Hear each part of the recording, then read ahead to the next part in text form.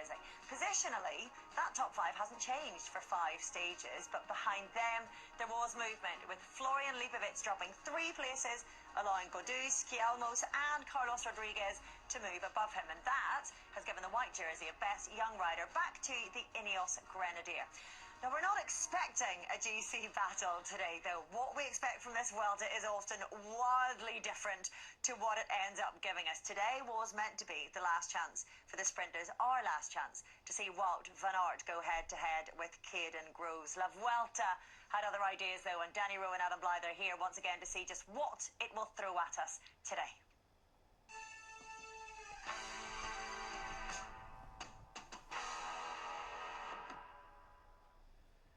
We're not going to dwell too much on the sadness that is the departure of Van Aert from this race, and we will bring you the latest news from his Visma Lease bike team shortly. Instead, though, I want to start today on the continued remarkable story of Ben O'Connor, who keeps the lead, and I'm going into stage 17. And few would have bet on that at the start of the race, and few, I think, would have bet on it at stage 16 when he took the red jersey.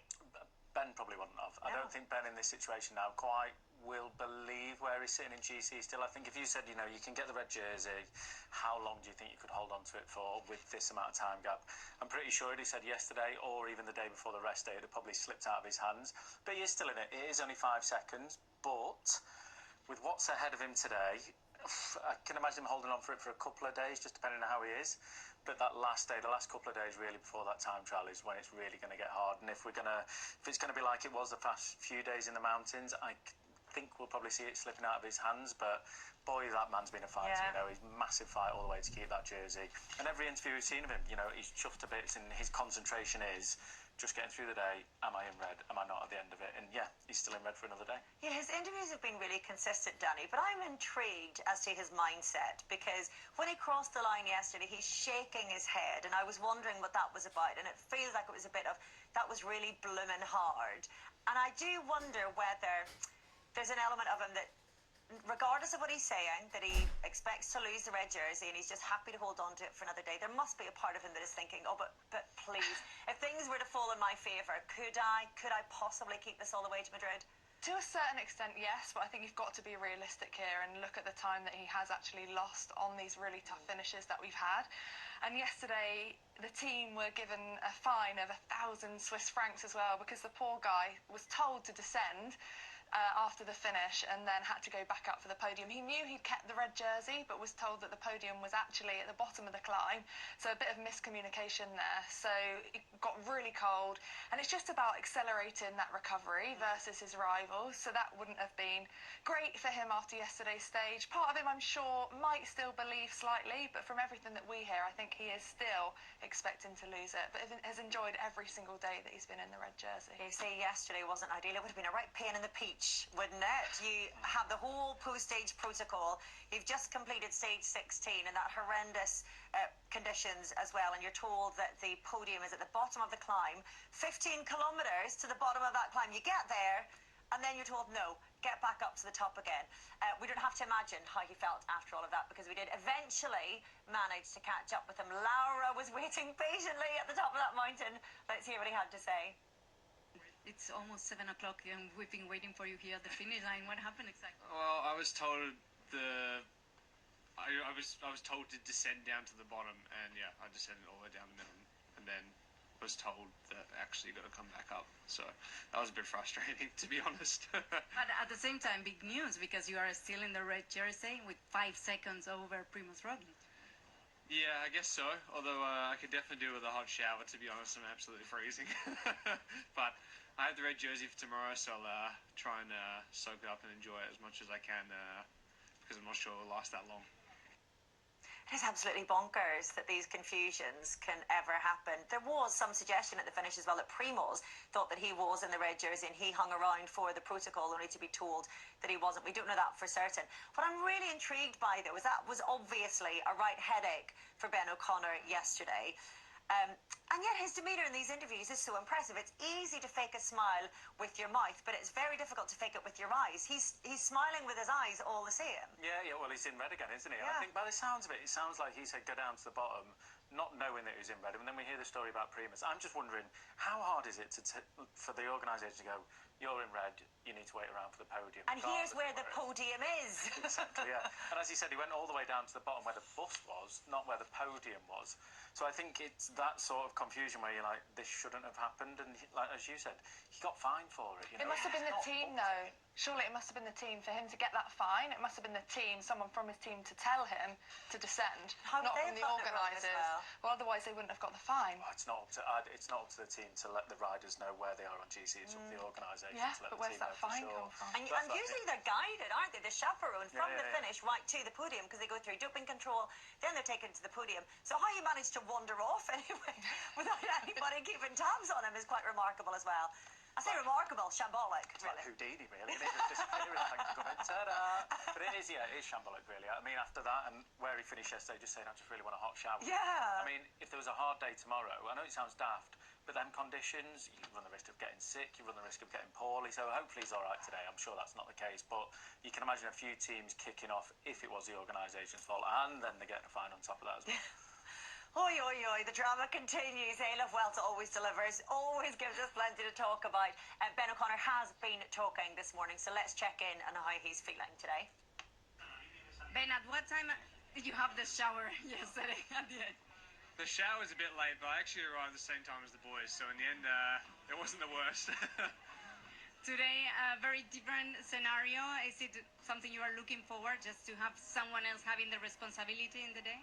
Yeah, I guess so, but today's tricky. It's not like a done deal that it's going to be a sprint day, and I think this climb in the middle is actually, it's super hard, so I'll be curious to see how it all plays out. I hope it stays dry for a little bit longer than the first hour. How exciting is it, this race? I mean, with only 5 seconds leading this general classification, it's amazing, at least for us to watch it. Yeah, it's tight. I think it's tight also for the podium, the top 5. I mean, it's really, there's not a huge amount of gap between each of us, so yeah, it's going to be real close going into Saturday. Also, we have today as a start line 3 Australians leading the different classification. Is it something really important? Do you think you're going to make like the covers, the headlines in Australia? I doubt it'll cover headline Australian news, but it's pretty sweet to see the Aussie cycling community. You know, I think it starts to show the depth in which Aussie cycling is always shown, and we can just be proud of how we go about it. Tell me in your own words what actually happened. Well, after stage 6, O'Connor's lead was nearly 5 minutes. Today, Primoz Roglic is just 5 seconds behind him. Primoz, 5 seconds just to the red jersey. This looked like the perfect script for a movie. How was it yesterday in Lagos de Covadonga for you? Yeah, I mean, it was hard, huh? Never disappoints, Lagos. Now I did 2 times. Always solid race, really hard. We are getting closer and closer, so have to be really happy. What do you think it's going to happen? Well, a day maybe today can be for the breakaway of the sprint. We don't expect much action from you, but what about the next days that are coming? How are you going to face them? Yeah, I mean, the climb in between is really, really hard, so whatever can happen, huh? I mean, just have to see how the start will be. Probably will be crucial. What kind of breakaway goes out. I mean, on the paper normally should be more quiet today, tomorrow for a GC, and then going into the finals. Well, the race has begun, so we will be bringing you every kilometre of it as and when we get it. Of course, we'll give you an update in just a moment. We have had to make our predictions early, though, before it gets underway. Here is how we are looking at our GC standings. Oh, not quite as tight as the actual GC, is it? Maybe is between in the podium positions there, between myself and Adam I and think we should Robbie. start to do these live Why? on air, just so we don't have that much time to think about it. It's like 4 or 5 seconds to think about it each, and then that's it. You got to That go. would be fine if everybody got their first pick, but then you've got to reconfigure depending on who everyone else has gone for. That's a tricky one, Adam. I think that would be easy though. Why? Because it'd be easy to do. You know who's like going to be who you want to pick. I think we should do that. Producer Doug, I think we should do that. Should we have these discussions in our production meetings instead of live on air? I think we should definitely do that. Okay, well let's chat. Yeah. Let's chat. Let's see who we. Oh no, I don't think we're going for. We're not showing your predictions yet, are we? No. So we'll save that one. Well, the other headline from stage 16 was the crash and withdrawal from the race of triple stage winner and double jersey holder Wout van Aert, as well as being on top of the mountains classification. The Belgian had built up a seemingly unassailable 109-point lead in the points standings. That classification is now led by Caden Groves, whose 87-point margin is going to be similarly tough to overhaul, especially with just today's possible sprint stage left. It was another tough day in a year of tough days for Visma Leasebike. At the start of stage 17th of this Vuelta a España, the peloton will miss two riders, Remy Rochas and especially Wout van Aert. They crashed, they left the race yesterday. And Grisha, very sad news. We are all concerned about Wout van Aert's health. Can you tell us how is he? Yeah, he's okay. I just talked to him again, but yeah, he had to spend the night in hospital. Fortunately, for now, we think that nothing is broken. He had big wounds, especially on his knee, that needed a lot of help. And now he's waiting to travel back to Belgium and have further examinations there. That's the physical part. But what about the mental blow it means for him? We saw him here. He told us how difficult it's been to be back at his best, enjoying cycling. How is he in that sense? Yeah, I think for now, of course, he's really down and yeah, feels really sorry for himself that he has to leave the race. He had big goals. He wanted to win the green jersey and the mountains jersey, and we wanted to win at least another stage with him. And of course, there are also goals for him after this Vuelta with the Europeans, with the Worlds. But yeah, it is like this. I know Wout. I know he will come back even stronger. But for now, of course, he's yeah, he is not in the best place. Is it early to know if he's gonna be ready to ride his bike again this season? Yeah, I think it's too early to know. At least I don't know it. I'm not a doctor, and also the examinations the next days will show that. But yeah, after the crash yesterday, for sure he will not be on the bike tomorrow. What about the team? How is the team? Because well, after Dylan van Baarle, Kian, Wout de Brooks, Wout was like the big push, like for having this Vuelta a España, being enjoying it. How is it gonna be from now on for you?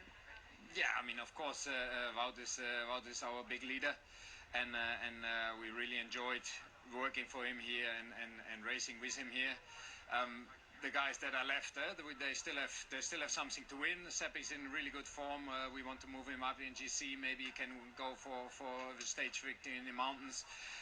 With Ada, with Attila, Stevie, Robert, we will try to be in the breaks. We will try to go for it. And I mean, we don't go home now. We still have a fighting spirit, and we still want to fight back. But yeah, it will be hard without Wout. We had a clear plan today. We wanted to go for the stage, make the race hard, of course, and sprint with him. And now, yeah, we have to see what happens.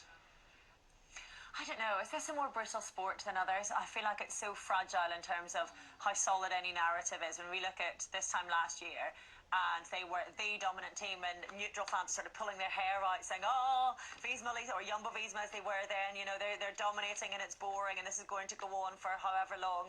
And all of a sudden, poof, this time, this year, and they've had a completely different season. I just feel like with the nature of crashes in this sport, how suddenly fortunes can change, it's brutal. It is brutal. I think the hardest thing with cycling especially is, if you look at, like, say, boxing, for example, you've got a boxing match and then another 10 weeks later you might have a boxing match. You've got all that time in the middle to get ready for it, aid injuries, whatever it might be. Athletics, it's the same thing. Football, yes, you're day in, day out, but there's so many players. That you can recover for it. But I think with cycling is like a crash like Wout's, that could write you off for the rest of the season. And there are so many goals and races that they need to use to be able to get to those targets that they can be wiped from under your feet. So it's, you know, Wout's crashed earlier in the season at the Classics. He's come back for the Olympics. Now he's back where he is, well, was at the Vuelta, and now he might miss out again. So it's like all these races in between, yes, they're great, but he's never quite getting to his goals, and I think that's a brutal thing with cycling, more mentally than anything. You know, I think it is it must be so hard for him in this year and within that team, but I think especially for Wout, from who he is, what he can achieve, and just not being able to quite scratch the surface of that. And it is a team sport, but that team's fortunes lie on the results of individual riders, which is very different, of course, from other team sports. Anyway, let's get on to today then. This was a day that Wout would have been targeting not to be, and I wonder, Danny, how much that's going to change how today could be raced. Not having the full force of Visma Lease bike trying to control this for a sprint.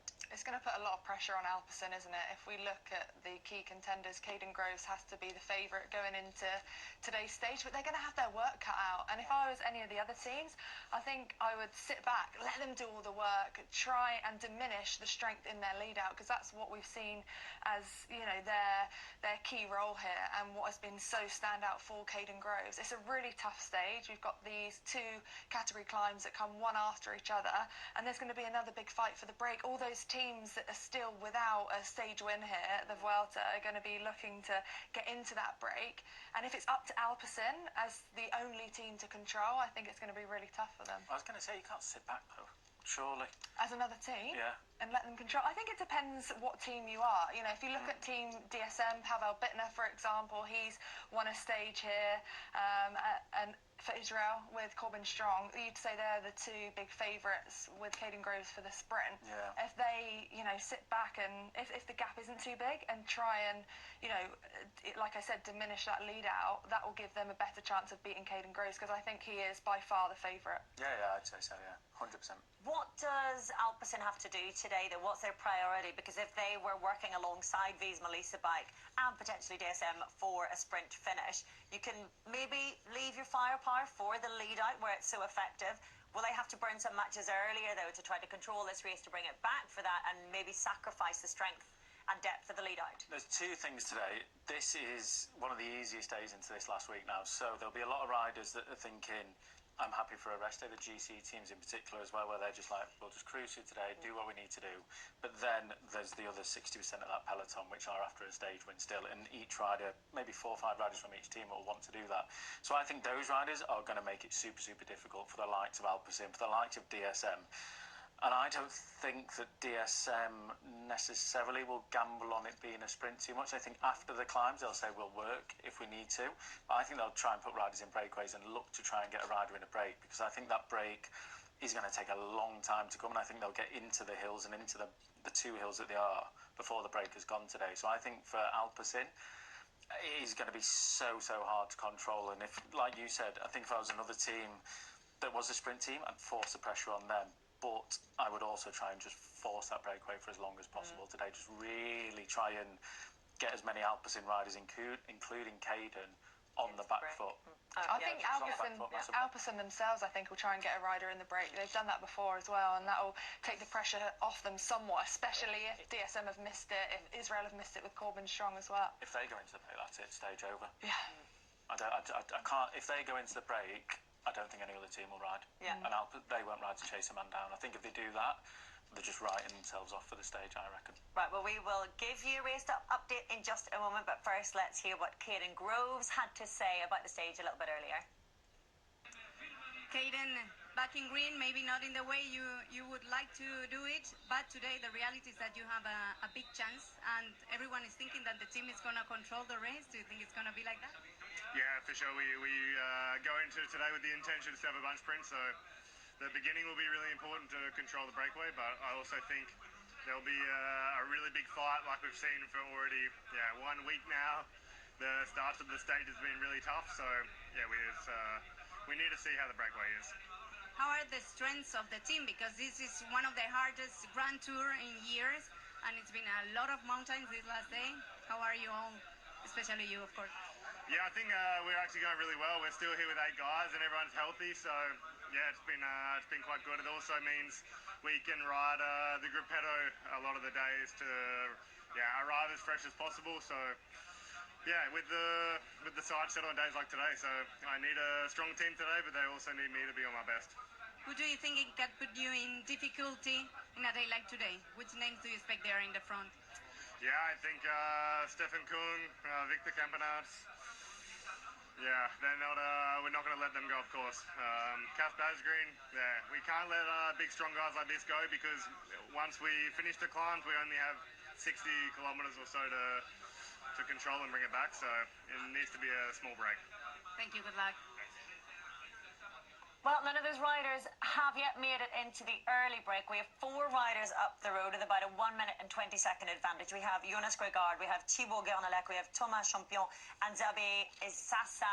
Danny, what do we make of that?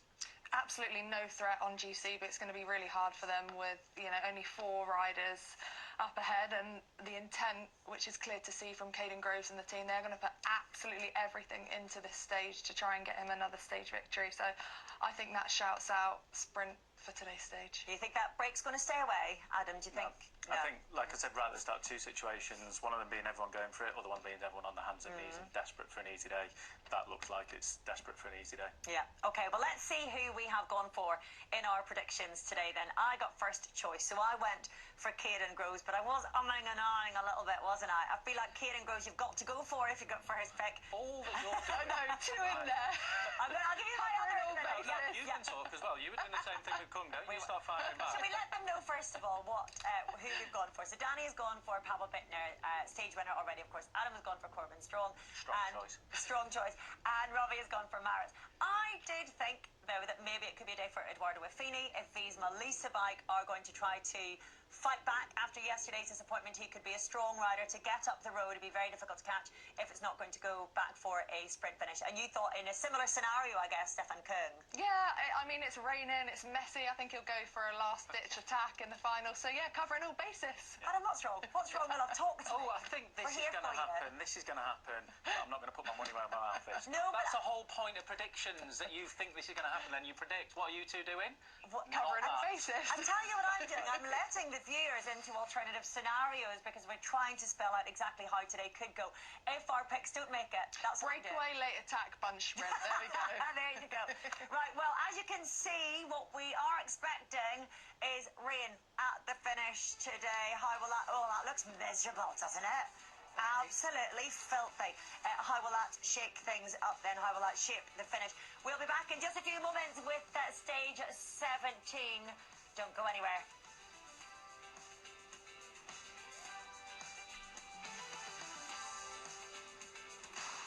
If it does end up being an alternative breakaway day away from the 4 who've made it up the road already, could we be looking at this man, Victor Campenaerts? So let's hear from him.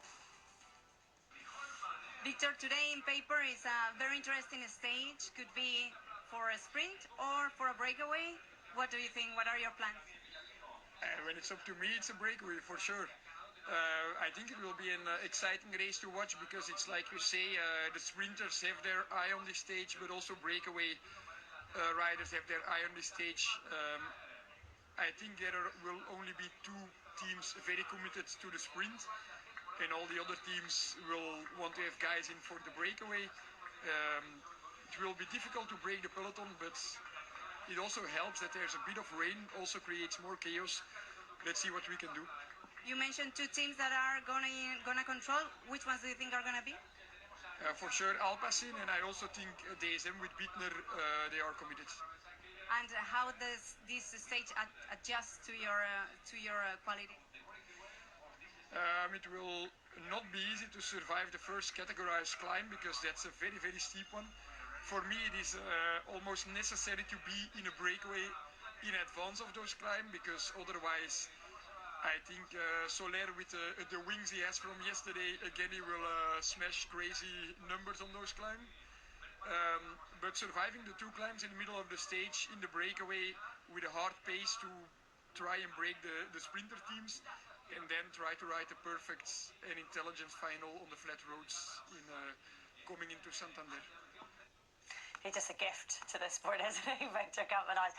Saying that the rain will make it chaotic at the end, and he's embracing that chaos, Adam. He is, yeah. He was saying, though, that he needs to be in a break before the climb. There's no chance that it's almost 2 minutes now. So I think that break has gone, although when they get onto the climbs, there could be a lot of chaos going on in there. There still could be attacks within those 2 mountains that they've got coming up.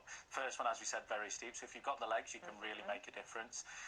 There it is, just behind us there. So, yeah, it is an absolute brute. Going up to 18%, the last 2K being the hardest, 18.5%.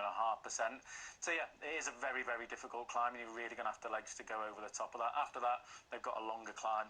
So there could be attacks that go around that mark, but we shall see. It's difficult to commit to anything in this world, isn't it? But is that what we're expecting? Sorry, go ahead, Adam. I must mention, with the rain, there could be a GC shift today as well, with the descents after it and the chaos coming into a dangerous final with the sprints. So really, the GC guys today have a big job on their hands, even though it's a relatively calm day for them. Yeah, there's never a day off, is there?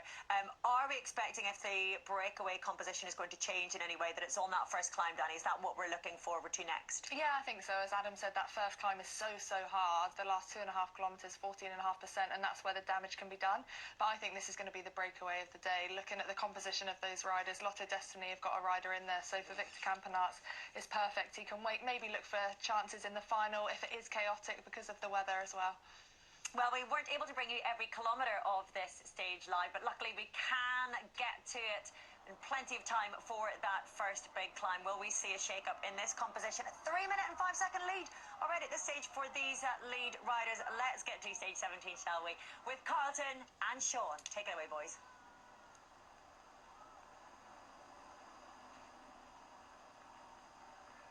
Well, if we nudge temperatures of 43 Celsius during this race, you can kind of shred that. What about chopping it in 3? Yeah, about 17, 18 Celsius. All right, my maths may well need a bit of a stretch. But today, it's not the longest day, but it may well be feeling a little bit like it possibly is. 142 kilometres out ahead of us. 2 climbs we're rapidly approaching. Well, not that rapid, I have to say, but 4 riders have been brave enough to get themselves up the road. Jonas Grignard, Thibaut Guernillac, Thomas Champion and Xavier Izasa. Everyone else is kind of coping at the moment. We've got standing water at the side of the road. We've got these peaks, the first of which that's categorised will be hitting reasonably soon, I think possibly in the next half an hour, and that's the Alto de Estragarda. That has ramps of 14%. So in the absence of Wout van Aert, does all the responsibility fall upon the shoulders of Caden Groves? Robbie McEwen, he went over the very sterling test on the run to Villablino on stage 14, and edged Van Aert, who was on stellar form at the time. There's no reason to suspect that Caden Groves won't be a major feature today.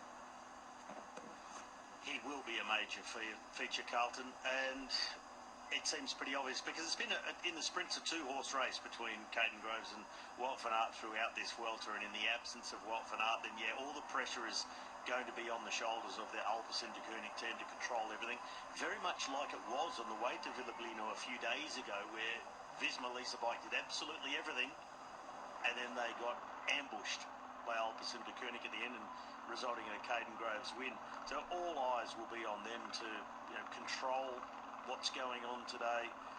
It's not a long day to do it. There's a couple of climbs that we've seen that doesn't worry Caden Groves. He climbs very well, but it's about getting through safely as well. We saw already yesterday how treacherous it can be when things are just very slightly damp. Today they're absolutely saturated, so I expect to see the gap, well, probably held at not much more than this before it starts getting reeled in.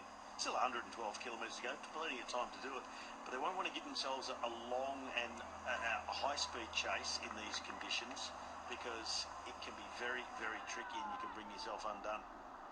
Well, they're not bad, these riders up front either. I mean, none are in the Grand Tour, but Jonas Grignard of Lotto Destiny, he's had his moments. He's notably a support rider. Thomas Champion, occasionally he indeed can take on some pretty good peaks. In fact, the Tour of Savoie and Mont Blanc a couple of years ago, just finished off the podium there. He's handy, let's put it that way. We have Grignard, as we mentioned. Thomas Champion has also made the trip, and Izasa Xavier. This is Guernillac you're looking at right now, a real engine, proper time trialist, and in fact in the past has skittled away to come very close to victory for a man who is often in a support role. Alcaer, of course, swapping their rather fetching red as it was too close to the leader's jersey here. It seems that Cofidis didn't feel so duty-bound. But Alcaer B&B Hotels wearing that bright yellow. And to be honest, he might be in the pink.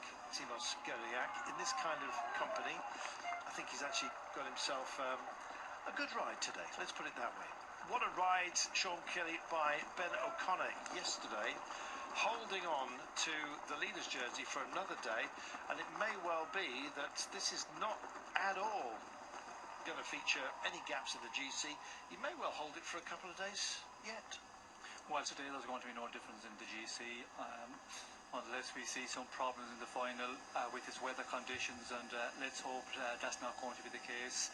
We had enough of that yesterday, and Ben O'Connor did a great performance yesterday. We did hear, you know, he had no idea where he was. He had, you know, no power, I think he was talking about, but just rode on feeling, and what a feeling it must have been, because, you know, he was starting to get into difficulty, quite a number of kilometres on the final climb to Lagos to Covadonga, but, you know, finished well there and limited the losses and hold on to the red jersey, and yeah, going to hold on to it today. And yeah, it's a one where for Decathlon Day GT2R is going to be a bit of an easier day. We can see the team who was working for Caden Groves here, Albus in the Koenig, they are going to control, and you know, just under 4 minutes, 110k to go.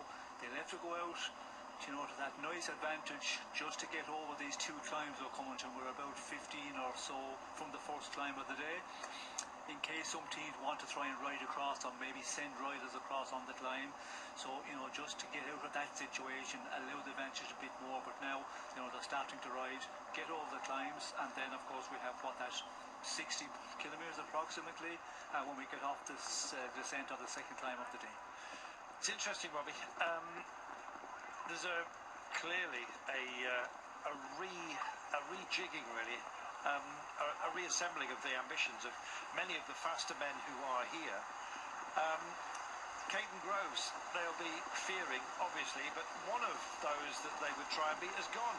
So it opens the field up, doesn't it, to many ambitions? Well, it opens the field up. There is a very clear favourite, obviously, and Groves already got a couple of stage wins under his belt. But for the others, this is their last chance. If you're not a climber or a real breakaway specialist, this is it. They should all contribute to make sure it's at least a sprint so they can have a crack. Having a crack, and possibly hoping, after what's been quite a few difficult days in the mountains, that someone like Caden Groves may do. But he seems to sustain altitude very well. Yes, and today is not a day where there's going to be a lot of crack, because a miserable day out here, as we can see. You know, some riders are wrapped up a bit more than others. Temperatures are okay, but you know, it's not a day that you want after the lovely conditions, maybe the too warm conditions we had down south. But you know, we had some nice days here where it was 23 degrees, 26 degrees. That is perfect. But you know, the rain, yeah, you do not like that after being in such a good weather conditions a lot of the race. And the risk as well is always the problem. You know, if we go out, go into the final of this one, the descents first of all have to be negotiated. And we see that yesterday, you know, the way Wout van Aert just got caught out, a rider going down in front of him.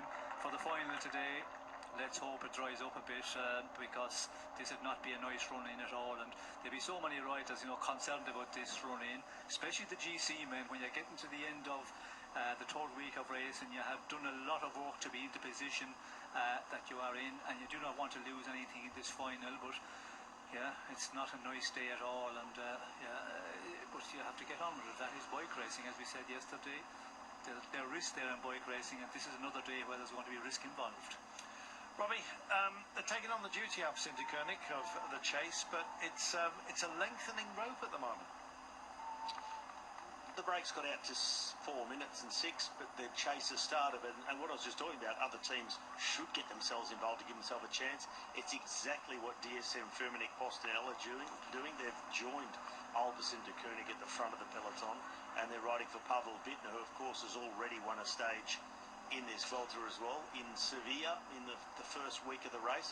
So it's actually good to see that confidence that DSM are having in Pavel Bittner to get up there and ride and do their Bittner in the chase. See what he did there. Arna Marit has had some good finishes as well. He was fourth on stage 3 behind Van Aert, Groves and Aberasturi, who nipped in. And that day, Marit said, "Oh, my aim is to get a podium." Well, why did you sit up as Groves and Van Aert went and lose it out to Aberasturi? He will remember that and be thinking to himself, should have just pedalled on. If it just carried on the cruise almost, it would have meant a podium. Well, his avowed aim, I think possibly now, is to make up ground for that. He's got Vitor Breit as well, who's pretty handy in his own right for Intermarché Wanty. Paul Miguel possibly for Kern Farmer. I mean, just detailing a few of those who would have a go today. They're all going to be expected in some form to do a little bit of work. And I noticed Kern Farmer have actually got themselves up towards the front as well.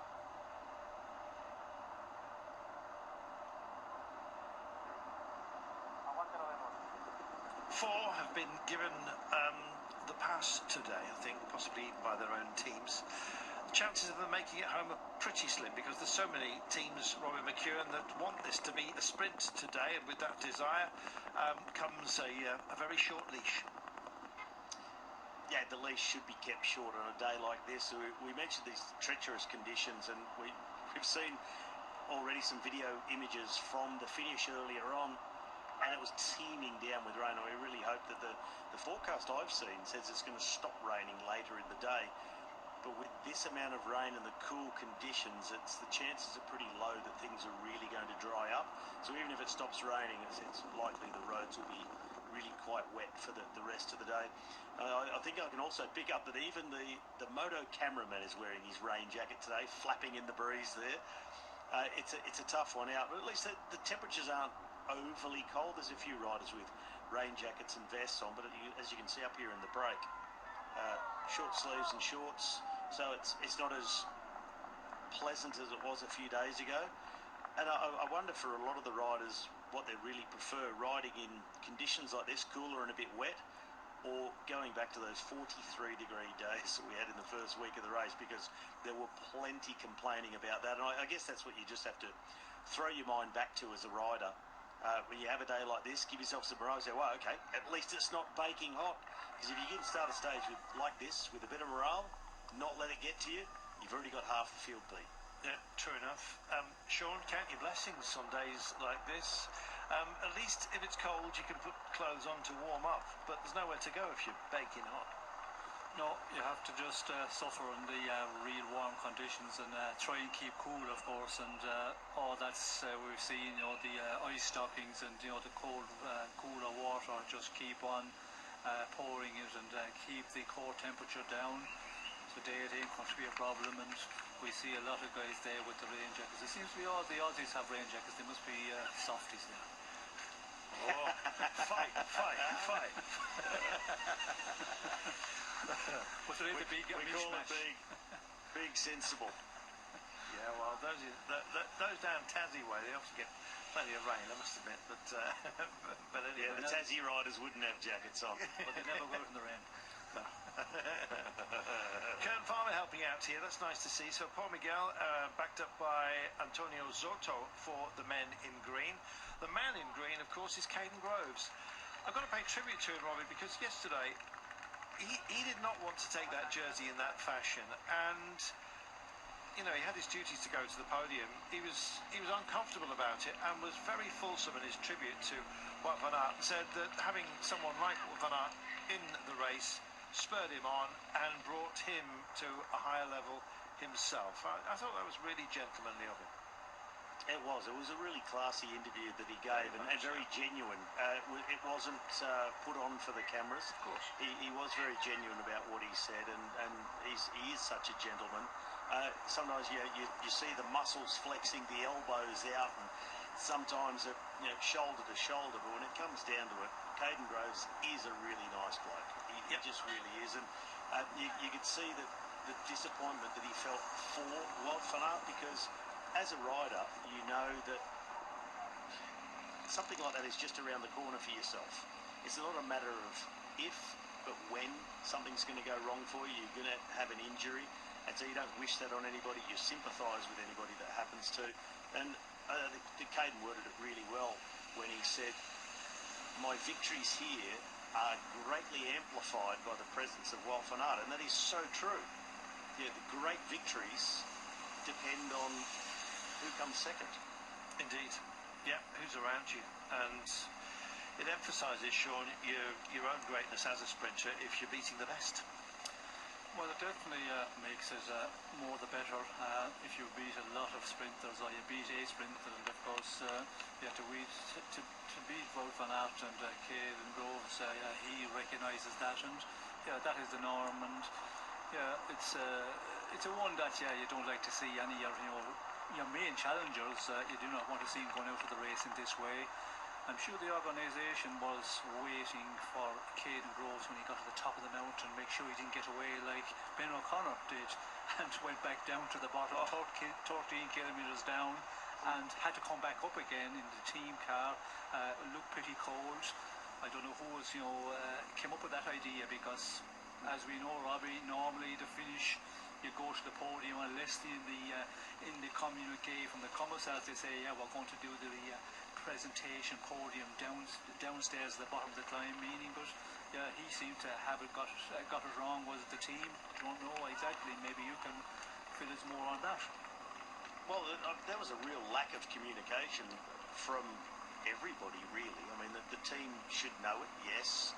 You think they'd be looking at the clock as intently as Carlton was. He was counting it down. I can't believe they weren't as well.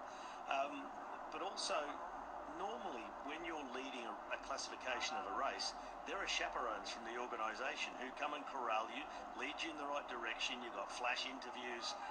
Someone has really dropped the ball on that front to say to Ben O'Connor, come this way, interview here, podium over here. Okay, he might have been in the jersey for 2 weeks already, just about, not quite, but every day there should be those people from the organisation that guide that process after the finish, and someone there has just not done what is required. And although riders generally know and should know, when it comes down to 5 seconds, somebody needs to step in after an effort like that.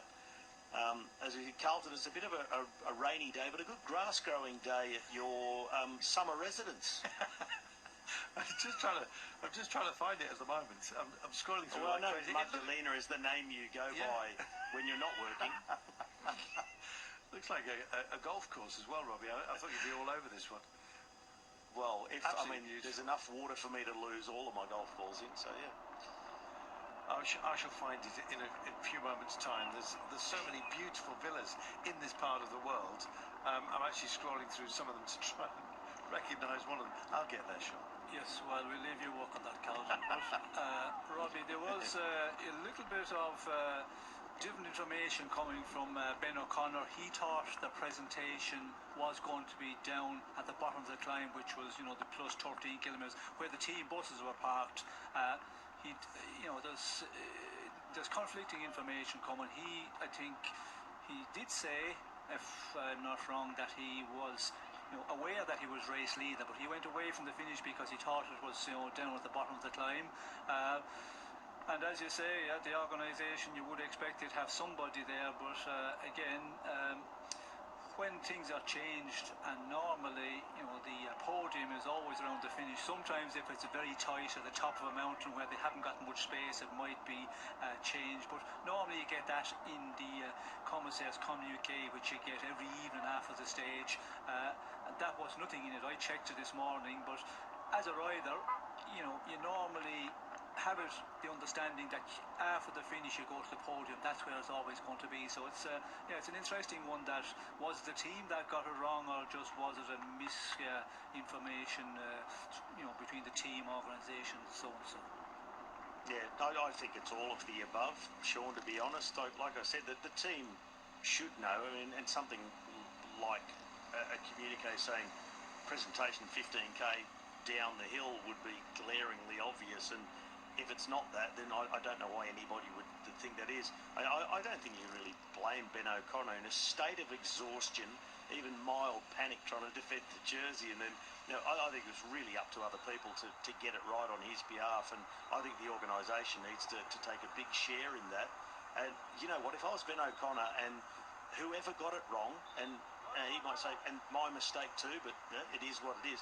If I got 15k down a mountain, they said, oh, you got to come back up to receive your jersey, I would have said, triple the fine, do what you got to do. I'm not coming. You can just get it. Replay yesterday's. How about that? Well, you know what? The big problem as well was trying to get back up against all the tourists coming down the other way. Camper vans, I'm sure the blockade had been opened up. And the road was absolutely full, Sean.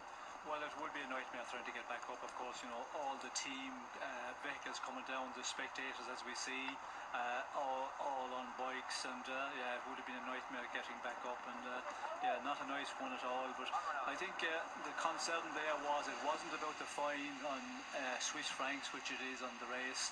It was about the time you could get, and I think maybe that was the panic, because if you get a bit of a time penalty, then it would really upset them, and yeah, maybe lose the race leader jersey. So I think the team panicked a bit as well, probably, when they realised that they had made the wrong decision, or they have given the wrong information to Ben O'Connor. What he needed, Sean, was a helicopter. Well, too much low cloud to get on the helicopter. All right. I know a rider in the late 80s who left the race by helicopter and then went, oh no, I've got to go back. Who might that have been, Sean? Yeah, well, that was in Vuelta AC7 after the time trial in Valladolid, which I took the race leader's jersey. And yeah, it was a transfer. We had very bad roads, and of course back in the day the roads were not as good at all as they are in France now. All this European funding they've got you know, some magnificent roads here in Spain. And I had a helicopter which was part of the TV, so a number of riders were, you know, given the opportunity to go by helicopter, and took the other jersey, went to the podium, interviews, got on the helicopter, and then it was, you know, be 8 or 10 minutes in the air, and I forgot the doping control, and I had to talk to the helicopter, the pilot, and go back and land and do that, and then get going again. And what was the reaction of the other riders? Were they happy? Well, I won't repeat what they said.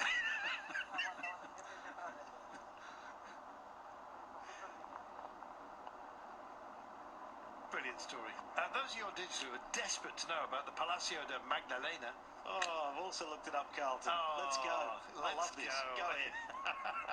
We take a big run at this because there's a lot of information. Besides the palace, there's an area which also offers such natural attractions as beaches, the Man in the Sea Museum, the Children's Park, the rich vegetation, and the small marine park with seals, sea lions, and penguins. Inside, it was the Casa de los Gardeses, currently a tourism office, and an auditorium used for various events like royal stables and the quay, and of course the Carrera Lighthouse. Let's not forget that. Robbie, this was the palace designed for royalty. Yes, it was designed for royalty. It was built between 1909 and 1911 for the Spanish royal family. They moved in 1913 and used it up to 1930. You know, they had stables built that resembled a small English village because they thought they were so quaint and beautiful. But as for the rest, the palace was funded, get this, via popular subscription, they called it. We used to do this, yeah, popular subscription of the local population. So popular subscription, aka taxes. Give us your money, taxes. Yes. You live in a hovel, the royal family are coming here on holiday. Yeah, you know, do you want the royal family to come and stay with you? No. Cough up. Yeah, public subscription used to be a very popular method of raising funds for various buildings. I believe the British Museum was by public subscription as well.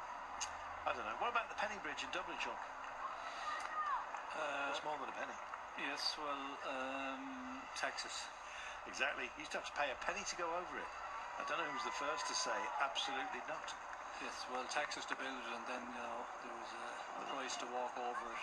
But we all know in Spain, of course, you know, back in the days we're talking about, you know, history, it's not surprising that we're hearing that. Correct.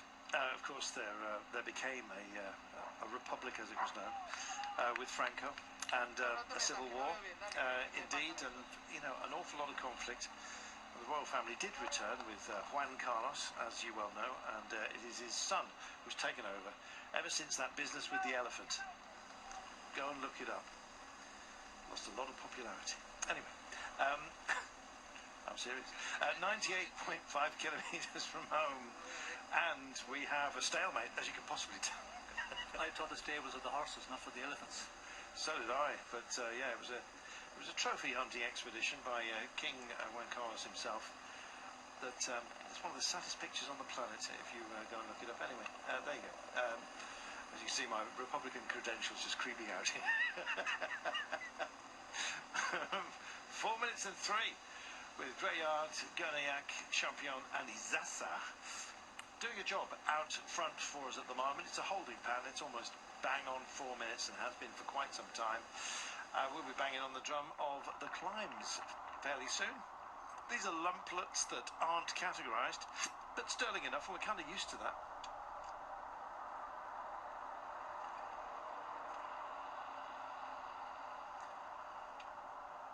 Shimano neutral service just drifts by here. As you can see, the windy road, little zigzag signs telling you that we're going to be twisting and turning, and these are not categorised climbs that they're on at the moment, but they're a wearing down process before we get to the steepest peak of today.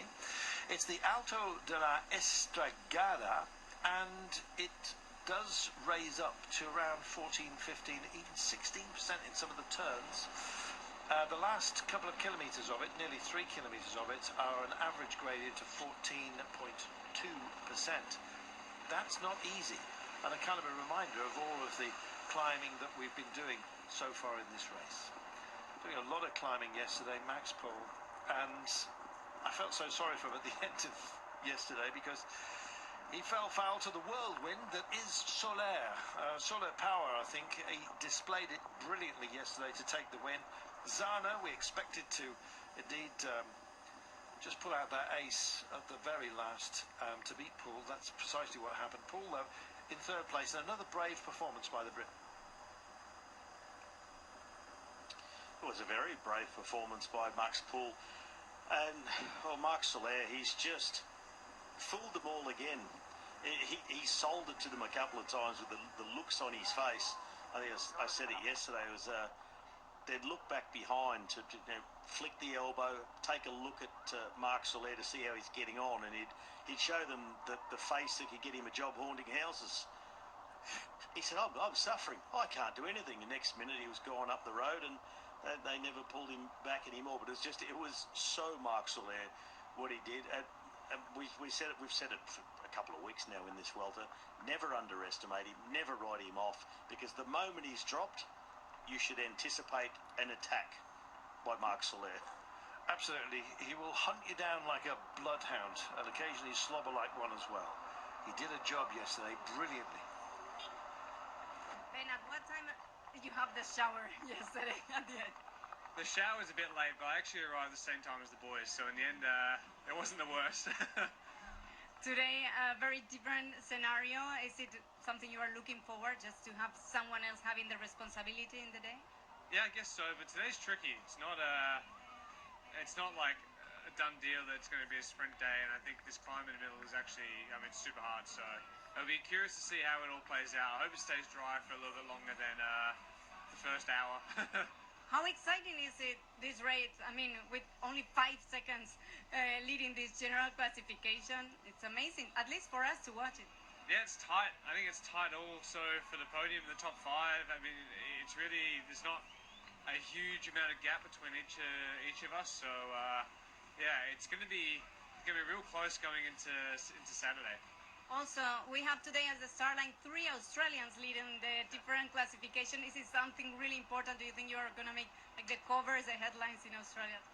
I doubt it will cover headline Australian news, but it's pretty sweet to see for the Aussie cycling community. I think it starts to show the depth in which Aussie cycling has always shown, and we can just be proud of how we go about it.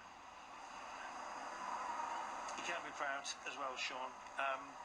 Possibly not of heading back down the mountain and got himself a 1,000 Swiss franc fine. Lucky not to get any time penalty against him as well. I think it's because he was clearly distressed and wanted indeed to get the process done correctly. But leading this race by 5 seconds, That's a handy thing. Yes, well, it's nice to be leading still after the difficult stage yesterday to Lagos. Interesting there that, Laura, we didn't hear something about, what was the confusion yesterday. Get it from the man himself and, get it out there, because we're hearing different stories. But, yeah, Ben O'Connor, of course, he got 20 UCI points. That's something the riders do not like, you losing it all, because they're so hard to get. The 1,000 Swiss franc, I don't think there's going to be any worry about that, and it comes out of the prize money as well that they've won the race. So for the rider, not that he would be concerned about that at all. It's all about when you're getting these time penalties. That is the big concern. The time penalties when you're in the GC, you do not want them, and the UCI points as well are another one. And of course, then we have this yellow card situation, which is being tried and tested here, and we're going to see next year if it's going to be really taken in, and we're going to see the consequences of that. You get 2 yellow cards, you're on the sideline on the side of the road. Not to that extent, but you can be put out of a race. That's what we're talking about. But that's also something we're waiting for more information for going to next year, what the UCI exactly rules they will implement. It's all very well, Robbie, coming out with schemes like yellow and red cards, but are they cumulative? Do you build up points against you? Do you find yourself suspended from racing as part of the calendar? How's this going to pan out? Well, there wasn't much detail given initially, and there's still a lot of details lacking in exactly what the circumstances have to be, how nuanced it is when they hand out yellow cards. But I do understand if you are given a yellow card and then you do something that the UCI deems worthy of another yellow card, that equals a red, just like in football. You are then disqualified from the race you're in, and I think it's a 1-week ban, as it said. I read that the other day somewhere. I may be slightly vague on the details, but it's something along those lines. Is it a good idea? I think the jury's still out, because the way I've seen the yellow cards handed out so far, a couple of them I've shrugged my shoulders and honestly said, really, are we just having a laugh here? Some of them have just been a bit silly. I think they were just desperate to use them and trial it, because it is a trial period after all. So they had to find some way, somehow, to issue yellow cards. But no, I'm not a fan. If you do something bad enough, give a fine, move on, and I find it's been a bit nitpicking. Yeah, the danger is, Sean, that, where does it stop, and how strict are the commissaires regarding it? Do you get a yellow card for complaining about a yellow card, making it a red card? Well, I think that's going a bit too far, Carlton, a bit too strict. No, there's a lot of, talk out there, and at the moment it's a trial, and they're, going to consider at the end of the year, and I think we'll have more solid information later on. But it is a difficult one, because, how consistent are they going to be able to give them out? And they haven't been consistent at all. The commissaires in bike racing, and it's a real difficult one. And it will be an interesting one to watch going forward. And I'm very interested to see what, the rules the UCI will come out with next year, and what way.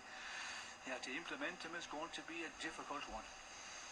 Certainly is. Well, it's time for Robbie to go and have himself a break, as we welcome back into the commentary position Adam Blythe. Sartorial elegance within the commentary position has just raised a notch. Thank you, mate. Thank you very much, Carlton. I'll take that today.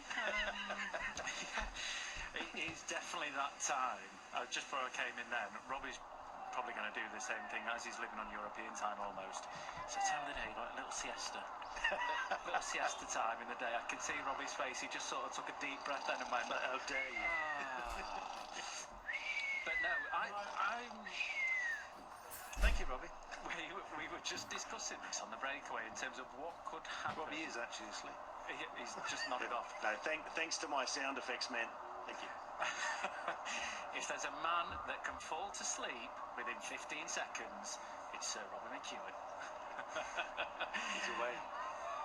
We were just saying then within the breakaway that this race today could go either one way or the other. You know, so many people wanting to get the stage win today. A great opportunity in terms of what the stage holds in terms of terrain for them.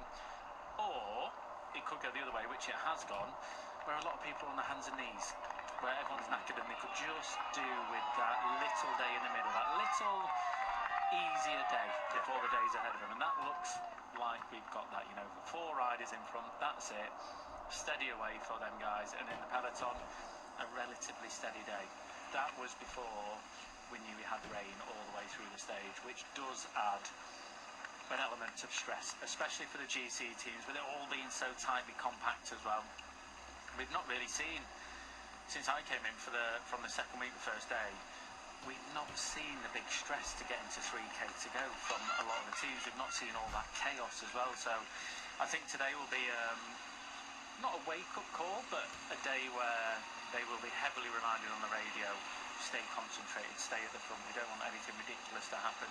And it will be a little bit of a shock for them, rubbing elbows with a lot of the riders coming into the finish today, because they've not done it for, what, nearly 2 weeks now. Well, I think there'll be a lot of riders calm enough in this one, because we're at this point of the race as well. It's not like in the first week of the race. You get all, as we say in cycling, a lot of cowboys up there in the front and, you know, trying to get involved in the sprint. But yeah, it will be an interesting one as we go on. But I think it was always going to be a controlled breakaway. And we did hear from Caden Groves as well. They weren't going to allow Capernats, Kung, any of those guys into the breakaway, because to control it would be a majorly difficult one after the second climb of the day, which is roughly 60 kilometres, I think, to go when we get off the descent of that one. Yeah, it is going to be a nervous time, certainly, even, you know, with maybe less riders getting involved in the sprint, but it's still, you know, wet conditions is not going to be a nice one. And I think today the rule is pulled out a bit as well. It's 5 kilometres out from the finish today, so that will make it a little bit safer for the GC men, but still there's going to be nerves there getting into the final. And as I mentioned earlier on, you know, you've worked so hard to be in the top 5, the top 10 place in the GC. You don't want to lose it in, as we say, a stupid fall in this final. The good news is that, I mean, certainly for Alpecin de Koenig, is that they're going to get help today, because lots of teams want this to be a sprint. Not the hardest of days to take on, I don't think, but this peak is actually something to savour. Adam, we're talking ramps of, well, more than ramps, sections within this climb. Yeah, it's going to feel like that. 14.5% for 2 and a bit kilometres. That's a proper test. It is a proper test, yeah, and that's the final couple of kilometres within that climb as well. So it's at the hardest point in the climb. Luckily for these guys, they can take it relatively steady up there, but listen, 14.5% average for 2.5k with maximum gradients of 18. I think it's 18.9%, so let's call it 19. It's going to be a tough climb no matter what it is, but the riders can be quite lucky that they are just cruising through. There's only 5 riders out the front, which they have to control, but nonetheless, it is going to sting the legs, and it will hurt the legs, and then they've got the longer climb after that, and that's where we might see maybe some attacks coming from that group, maybe trying to jump across to it, depending on how strong the feelings. I just can't. The likes of Victor Campenaerts, these kind of guys, you know, the likes of Stefan Kung. Not going to be able to resist, are they? I just think there's too much of a chance on the line for him today in terms of, you know, a stage win. There's not many after this where they'll be able to go in the breakaway. Yes, there possibly is, tomorrow, actually. Looking at it, down to Iski, with downhill finish on a lumpy finale. The big category 1 climb is actually at quite a distance. Certainly not as bad as Villablino, which was where Groves beat Van Aert, and there was a lot of other sprinters actually made it home that day, like Miguel, like Batek. There is that chance tomorrow, 100% there is. I think there's 3,000 metres of climbing tomorrow as well, so there is a great chance for them, and that might be in the back of the head, but I just think with this rain today as well, it'll stop a lot of that control within the peloton, not as much risk to be taken from within this peloton, so I don't know, maybe there is a chance for them, but 3 minutes 19, they've got that longer climb coming up after this, but as I said earlier, I'm sure that a lot of guys will be quite happy for a little bit of an easier day today after what they've been through already, because that has been one heck of a welter for them with Well, for everybody, isn't it? Of climbing, yeah. Yeah, it's been amazing. Those who have survived and sustained it, the attrition rate is starting to go up. There's some teams who are very short-handed. 4 missing from Cofidis now, 3 from Jayco, from Bahrain, victorious as well. And 3, of course, from Team Jumbo, Team Visma, Elisa Bike. What a shame. Dylan van Baarle lost early. That was a huge blow. Then Uterbrooks and, of course, Wout van Aert yesterday. A true animator of this race, Van Aert, Sean, and a big hole, I'm afraid, has been left in our hearts, really. Yes, well, big disappointment for Wout van Aert yesterday, to go down on that crash, and the rider in front of him just panicked a bit. He realised he had too much speed on coming into the corner, went on the braking, very heavy, and just started to slide, and Engelhardt, Felix was the man who went down first, and Wout van Aert, of course, his bike handling did it well, did not go full on the brakes, and that is something you have to be a good bike handler to be able to manage that, because the normal reaction is bang, you go on the brakes full on, the bike just slides from under you, down you go.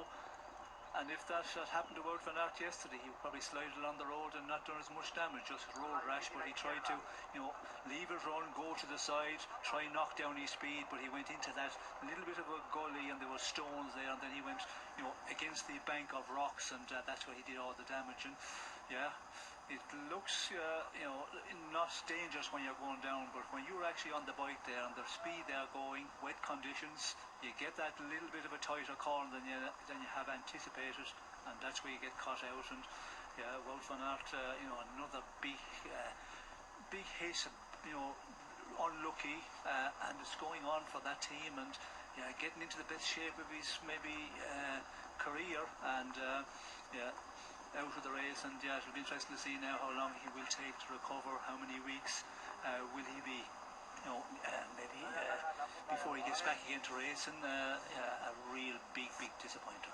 Still don't have, Adam, any full details on his injuries.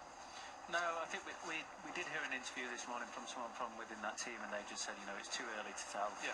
From what they do know, there's no fractures, which is the main thing for them. But yeah, we just don't know how deep it is. The knee is such a delicate place to have a crash, and it can cause trouble throughout his career after this, even if it is okay. It's just one of those things that you do not want to go wrong with. We've heard in the past. And you even mentioned it, Carlton, with, I think it was Robert Guessing, the way that he had his pedal sticking out ever so slightly, his foot angled. That'll be to relieve pain maybe within the knee if he's got it a certain way. So fingers crossed for Wout van Aert that it is just artificial cuts and bruises and he is able to heal. But yeah, the knees are always a very delicate one that you never want to hit too hard. Adam, have you a bad knee there, the way you're massaging your knee there as you're talking? I was just thinking of Paul out there, just thinking about my knee. And yes, I went for a run the other day, Sean, and my legs and mainly calves are tight. I went for a 5-mile walk last night, mainly because I was in abject pain. Oh dear. 5 miles, well done, Carlton. Yeah, some of you may know that I had a bit of surgery recently, and I've been wearing these surgical stockings, and yesterday I thought, I'm done with these, I've worn them for a week. Oh, I did suffer. As soon as I left the commentary position, sitting down too long with an injury. So they're back on, and I'm back in my gymnast outfit today. It's all right. I'm just glad no one could see us in here in your little leotard, Carlton. I'm feeling guilty. I went to the pub last night. You went to the pub last night? Good lad. You didn't even invite anyone? Sean Kelly. Well, he was let down by an erstwhile Scotsman. Terrible. 89 kilometres from home. It's 3 minutes 23. Yeah, it's a squeeze, some of these country roads, and some of them are quite dirty. And when you get water runoff as well, it brings mud down onto the road, and that just adds another factor to the unstable surface. You can see the way that the vehicles have been through here and actually cut a clean path where the tyres are, and you see how dirty and muddy it is. That's going to be a bit of road pickup as well. We often talk about agricultural areas such as this, where the road pickup is significant, and you're going to ingest some of it as it's kicked up in the spray. Here's Campanart's making his move. He really is coming through. Well, there you are. There's a telegraph move, isn't it? With they've trimmed a minute off, by the way. This is what we discussed. Is he trying to go on the attack now? This climb, as we can see, super narrow, super steep, but it is a great opportunity for him today as well. And I think, you know, if he's joined by some other riders, which I'm sure he will be, if one starts, others will start, and then it's not like riding on a flat road for Alpecin and DSM to control. We're going uphill, which makes it a lot more trickier because it obviously legs are involved, not just tactics, the wind, all that kind of stuff. So I hope, for our sake at home, that we get some carnage, we get some attacks in there. But if we look at these slopes already now, this is 2.5k to go. This is where it starts to ramp up, as you said, Colin. 14% average gradient, ramping up to 18%. Doesn't matter who you are, it's going to sting the legs. It certainly is. I was actually wondering whether some of the classics men may well have indeed a bit of a biter today, because both peaks that we're dealing with today, this is the first, it's also the one that's going to have the biggest impact on the legs, especially reflecting on what they've covered the last couple of days, Sean. This almost seems unkind to have a wall demand such as this with so deep into the race. Well, we talked about the Vuelta, and we talked about race organisers. They all want to make it more difficult than the other one and have the steepest gradients and all this stuff. And this Vuelta we've talked about, it's a really difficult one. 2 huge days of climbing, big impact yesterday, of course, not least that suffered by Wout van Aert into the wall, which has taken him out of this race. Dealing with a wall metaphorically at the moment. As you can see, the pace is absolutely shredded, Sean, and there'll be a few as well that really struggle today because of this. Well, there will be some struggling, but again, I don't think we will see too much action out of the peloton. You might have, 1 or 2 guys try something, but it's going to be difficult for the likes of, Carponats there. We see him pushing his way through, rubbing shoulders with Christopher Hamilton from the Team DSM Fimatech post-NL team, and he wasn't leading them through easy, but if you look at the team is on the front, Alpecin, De Koning, they still have a full squad. They're on the front here, and if Carponats tries to move, they will just up the pace a bit and not allow him to ride away. And also on the steep gradients, it's not the place where Carponats would like to ride away, or maybe the preferred place for him to ride away. Get into the break early, get out in front, and he has that experience. Just hold the gap, and then with 50-60 kilometres to go, really up the pace with the rest of your breakaway companions. But he definitely wasn't going to be allowed to get into the breakaway today because he's too difficult, and he takes too much out of the team as well to peg him back in the end if he's out in front. So I'd be surprised if he's allowed any leeway at all if he does try something, and it's all under control. The interesting one is we have teams riding there, like you have Kelvin family riding there. I don't know what they're riding for, because against Caden Groves, you need to burn out the team and get him to the end with less men. Then it gets more messy and there's more mayhem. Then you have some chance of beating Caden Groves. But if you allow him to come to the finish with a number of his teammates and that super lead-out train, well, then you have very little chance of beating him. Isasa just off the back of this quartet at the moment. The man who seems best placed to cope with it is the aforementioned Thierry Champion, who went so well at Mont Blanc. No surprise then that this is something he can sustain for Cofidis. Just double checking into him is Jonas Gregard of Lotto Destiny with the aqua-coloured helmet. Guerniac staying with it. Isasa looks like he is fried on these inclines, and 16% is really starting to take a toll on the Euskadi rider, who's now distanced by a goodly margin. The race cars, the race directors' cars, just picking their way through. There may well be a few that have had to take an alternative route because there's no passing vehicles here, and there will be cars, of course, in the gap to service these guys as they come up and over the top. I noticed as well some wise heads, Adam, within the chase here, which is holding station at the moment at 3.5 minutes. Richard Carapaz is up towards the front, likewise is Primoz Roglic. That's just about safety because they've got to face these kind of roads on the descent in a few minutes.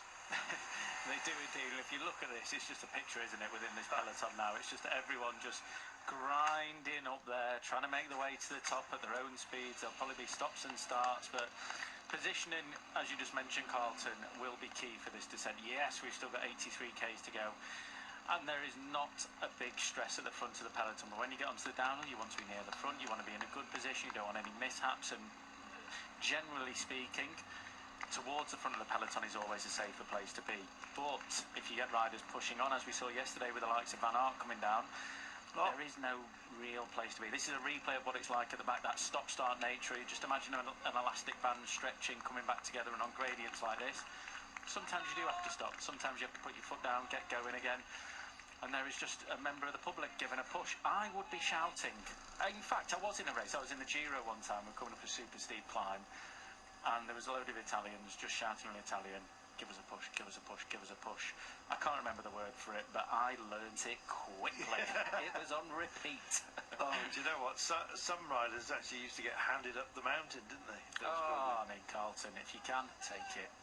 If you're in the group petal, of course. Yeah, kids, we're not advocating bending the rules until they break. Meanwhile, flat across the road at the moment. And the gap's gone out, actually, because the last thing... oh, goodness me, these guys are kicking on. And Gurniak is... Greyard here, picking it up. Gurniak just starting to swing and sway ever so slightly. But, yeah, I mean, it's a chance here to actually show what you've got. Mr. Cofidis here, Mr. Mont Blanc, as we're allowed to call him. He was runner-up on a couple of stages, actually, with very, very steep inclines, as you'd be assured that you would find around Mont Blanc, and he's thriving here. Those around him are kind of leaning on him just a little bit. 18%, Sean, this is no joke. No, it's not. It's a really steep one. You can see the way they're walking out here, but they have to just, you know, keep a steadier pace here. They can't start pushing. Steadier? Steadier, Sean. Well, we see back in the peloton they're able to do it in the front of the peloton. The guys are controlling there, and that's the reason it's just, you know, crashing into each other behind, and the riders we see have to put down their foot and wait until it, you know, open up a bit again. And that's what they've got to do. They've got to keep the four men. They have got to keep, you know, all the manpower out in front, get over this one, get on to the next climb, and hope that they have that 3 minutes and a half or 4 minutes when we get down to the bottom of the second climb, and with 60 kilometers to go. It gives some chance, but you need all men possible, and if you drop one of them, well then, you know, you're diluting your power big time, and yeah, that's where it comes down to experience as well. The DS as well should be, you know, able to call that. If you see the rider from Cofidis there, Thomas Champion, he's 3 hours down in the general classification, so Mont Blanc is not doing him a lot of good, because if you're that much down in GC... Maybe it was the heat. Very different from the top of Mont Blanc. Oh, is it not warm in the Alps? No, not that warm, no.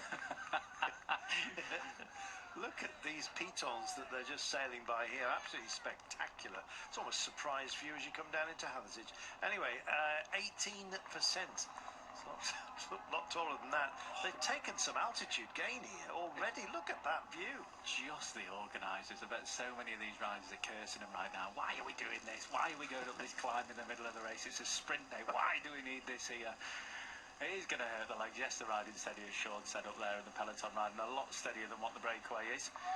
And they probably could ride a little bit steadier. I think the main thing, like Sean said, trying to keep the four together. You know, if you can keep that firepower there. They've got another climb after that, and then that tops out with around 60k to go, and then it is downhill and a pretty much flat run all the way to the finish, and that'll be where Alpecin and DSM come together and really get on the gas then, you know, when they can use that firepower between them if there's not any more attacks. I mean, if you were going to attack from the peloton on this, you have to have a rocket strapped to you to be able to jump away. Well, we've got 3 up front at the moment. It does flatten out ever so slightly, but I'm still talking 10, 12%. 16 they're on at the moment. It doesn't really ease until we have around 400 metres to go. This feels like they're climbing to space. It's amazing. Well, yeah, it's a difficult one. When you look at the day, and we're talking about a sprint finish, and you see what they have to get over here, but if you can go up the climbs, get up these ones at a steadier pace. No, let's not forget now, we have this gearing on the bike where you can just get into a real low gear, and you can spin away on real steep gradients. But if you have to spin at like a coffee machine to try and stay with the men you want to stay up there. That's when it gets difficult, and then you have to put, more of a gearing on, more of a bracket as they call it, where you have to push up the gear a bit if you want to follow those climbers in the end, like yesterday on Lagos or Covadonga and all these mountaintop finishes. But in this situation, if you're totally cooked, well, then you're going to suffer the back of the peloton. But for these guys here, they just get up it, try and just at the top maybe knock it off a bit and allow the fourth man back in and get back to work again, sharing the pace setting on the flatter sections when we get over the next climb, and then see what they can get out of the day. But we see the man from Escatel, he seemed to have slipped back quite a lot. He's not in the view at all at the moment, so he is really struggling, and that's the problem. Third week of the race, a lot of riders are really out of power, energy levels are so low. When you hit something like this, then it does hit you big time, and you have to suffer to get over it, to stay in the peloton or to stay in the breakaway. So a trio it is that have extricated themselves from the pack, and I'm afraid that Isasa finds himself a little lost. Here's that little a strange downhill run just into a little diplet that will bring us ultimately to the King of the Mountains. None of those up front really of significance as far as that competition is concerned. I was a little unkind yesterday, I must say, when Jay Vine and Mark Soler found themselves in the presentation house as they just come up here to cross the line. There didn't seem to be a word or indeed a glance shared between them, but Jay Vine was very effusive with his congratulations to Mark Soler at the top of the mountain. It was Mark Soler that remained quiet, but Jay was very happy for his teammate, so I'd just like to level that one up. Well, I think he was disappointed maybe in his performance as well, because we did see coming on to the Lagos to Covadonga, it looked like Jay Vine was going to be maybe the card they were thinking of playing with Del Toro, and it didn't work out for him, and not with Mark Soler there, unfortunately. But Mark Soler, he won it a la pedal, which means with the power, and it was all about who had got that power yesterday, to finish it off in the end. As we can see, a mechanical here for the man from Cofidis. What a shame. Champion. Well, he did much of the work to get up and over. I can't see what his issues are. His gearing is not working. Yeah, but all he's going to have is neutral, Sean, because they pulled out the cars that were in the gap. It's a real shame. Well, you can go downhill on any sort of a bike. Too big, too small. There's only wheels available, and he's now. Well, the team car has to be here. I think that they pulled them forward. They're ahead of him, as far as I know. I know there's a 4-minute gap here, but I think the team cars are in absence. Let's wait and see.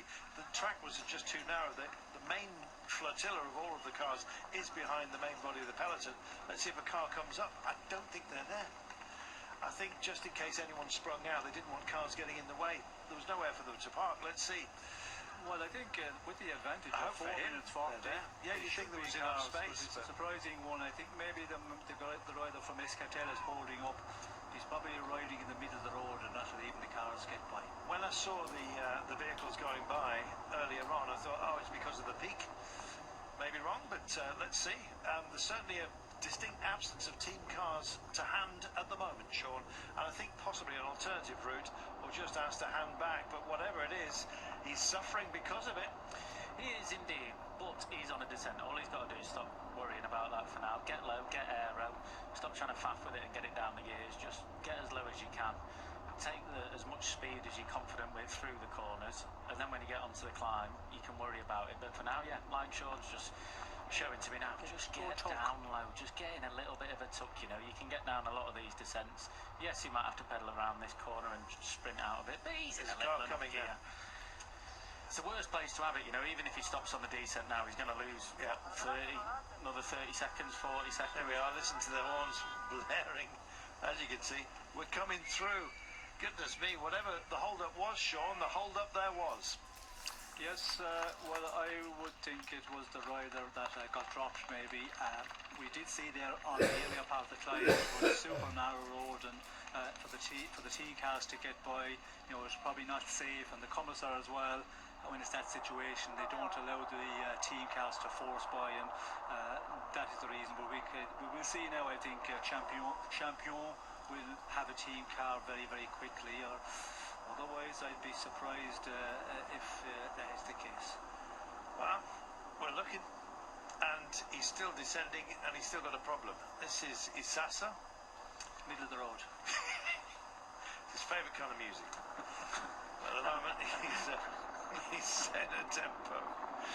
Oh, goodness me. Greg Hard from a four-man breakaway that looked good to work well together to two men out of the front within 15 minutes. Amazing, Not isn't even it? 10 minutes, yeah. And that's within a breakaway that should be riding quite calmly.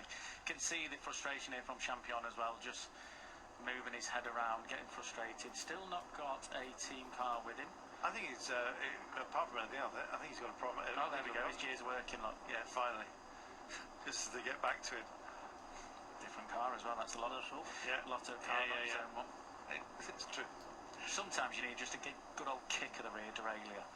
Just whack it with your heel. Hope for the best. Well, the cars were certainly held up. I don't think it was just for Xabi Isasa, but maybe he was playing the game, thinking, yeah, I've got a bit of a bow draft here pushing me down.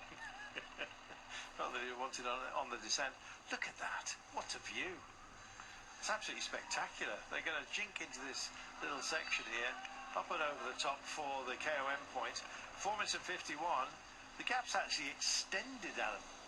It has extended. No surprise the way they were riding up that hill as well. You know, with the downhill, almost up to 5 minutes. But there should be generally no stress within that peloton. The next climb they've got coming up, a longer one, 7.1 kilometres at 6% average gradient. So it's not as hard as the last one by any means with those steep gradients. But the stress will be within this peloton, and I say stress, it'll just be stay safe, stay at the front. And you know, we've already seen the likes of Roglic up there, Carapaz up there, Mass towards the front as well. Not seen anything of O'Connor as of yet, but the way these guys will ride down here, it will be relatively calm. It should be. 4 minutes and 43. I think they've essentially just knocked it back to allow that breakaway to reassemble, so they just don't have the faff of having to deal with the consequence of it being caught.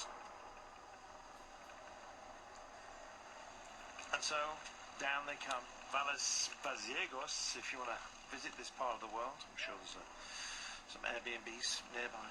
There we are. Handy, to say the least, in these parts, because it's not exactly commercially the highest point in terms of pecking order, but you can get some great stays here if you just go camping. And to be honest, in the national parks here, they allow you to set fires. I think it's because it's actually so verdant, you don't get a burn down of the local area. I was going to say, I don't mind a bit of camping, but in this weather, and with a hillside like this, you'd be sliding down the hill. A man from the Pennines, a man from the Emerald Isle, giving up over a bit of drizzle. What's that with you? Skin's waterproof, Carlton, but your socks aren't. That's true. Yeah, it can be a bit miserable, I'll give you that, especially if you don't set your ground sheet properly and it just becomes a vessel for sending water into the car. Here we are, finally. He's mad as hell, Sean. This will spur him on. Well, I think he's already, back in action here, and we will see now a sticky bottle a little bit. Too long, the helicopter's on yet. We'll get a picture of the three out in front, and he should be able to make it back in, because I think they will also, just slow down a little bit and allow Champion to rejoin them, get onto the next climb, and then see what the advantage will be when we get over that one and get down off the descent with 60 kilometres to go, and see can they put a pressure on the main peloton, the riders who are chasing, the teams who want to control. But it's an interesting one, 4 minutes 39 at the moment, but yeah, they need the other man to get back in and keep all four together until we get onto the flat plains and the run to the finish. We're not there yet, and in fact there's a little peaklet that comes up. These spectacular limestone outcrops, by the way, are just something else. Look at that.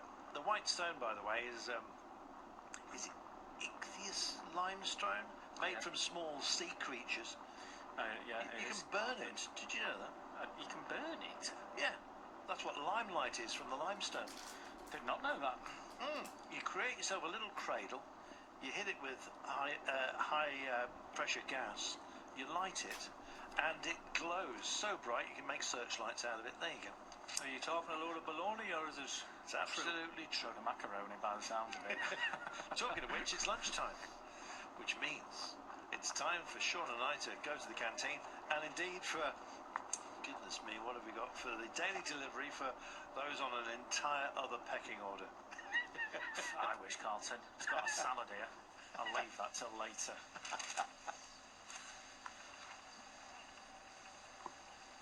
Time for us to welcome back Robbie McKay into the conversation, and of course Danny Roper is here as well. And also Danny Roper is vaulting up the predictor rankings. She's currently in a bronze medal position, and I wouldn't be surprised if it turns to gold. I'm in the gold medal position, Carlton, in our predictions challenge on the breakaway. But yeah, I have moved up as well in the international. I'm very proud of myself. You know, all territories belong to Danny Roper. I'll see you soon.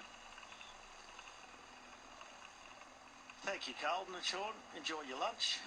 Hello, Adam and Danny. I haven't seen you yet today. Oh, I saw Adam a little bit, but I went straight to sleep. Told you. That man can nap.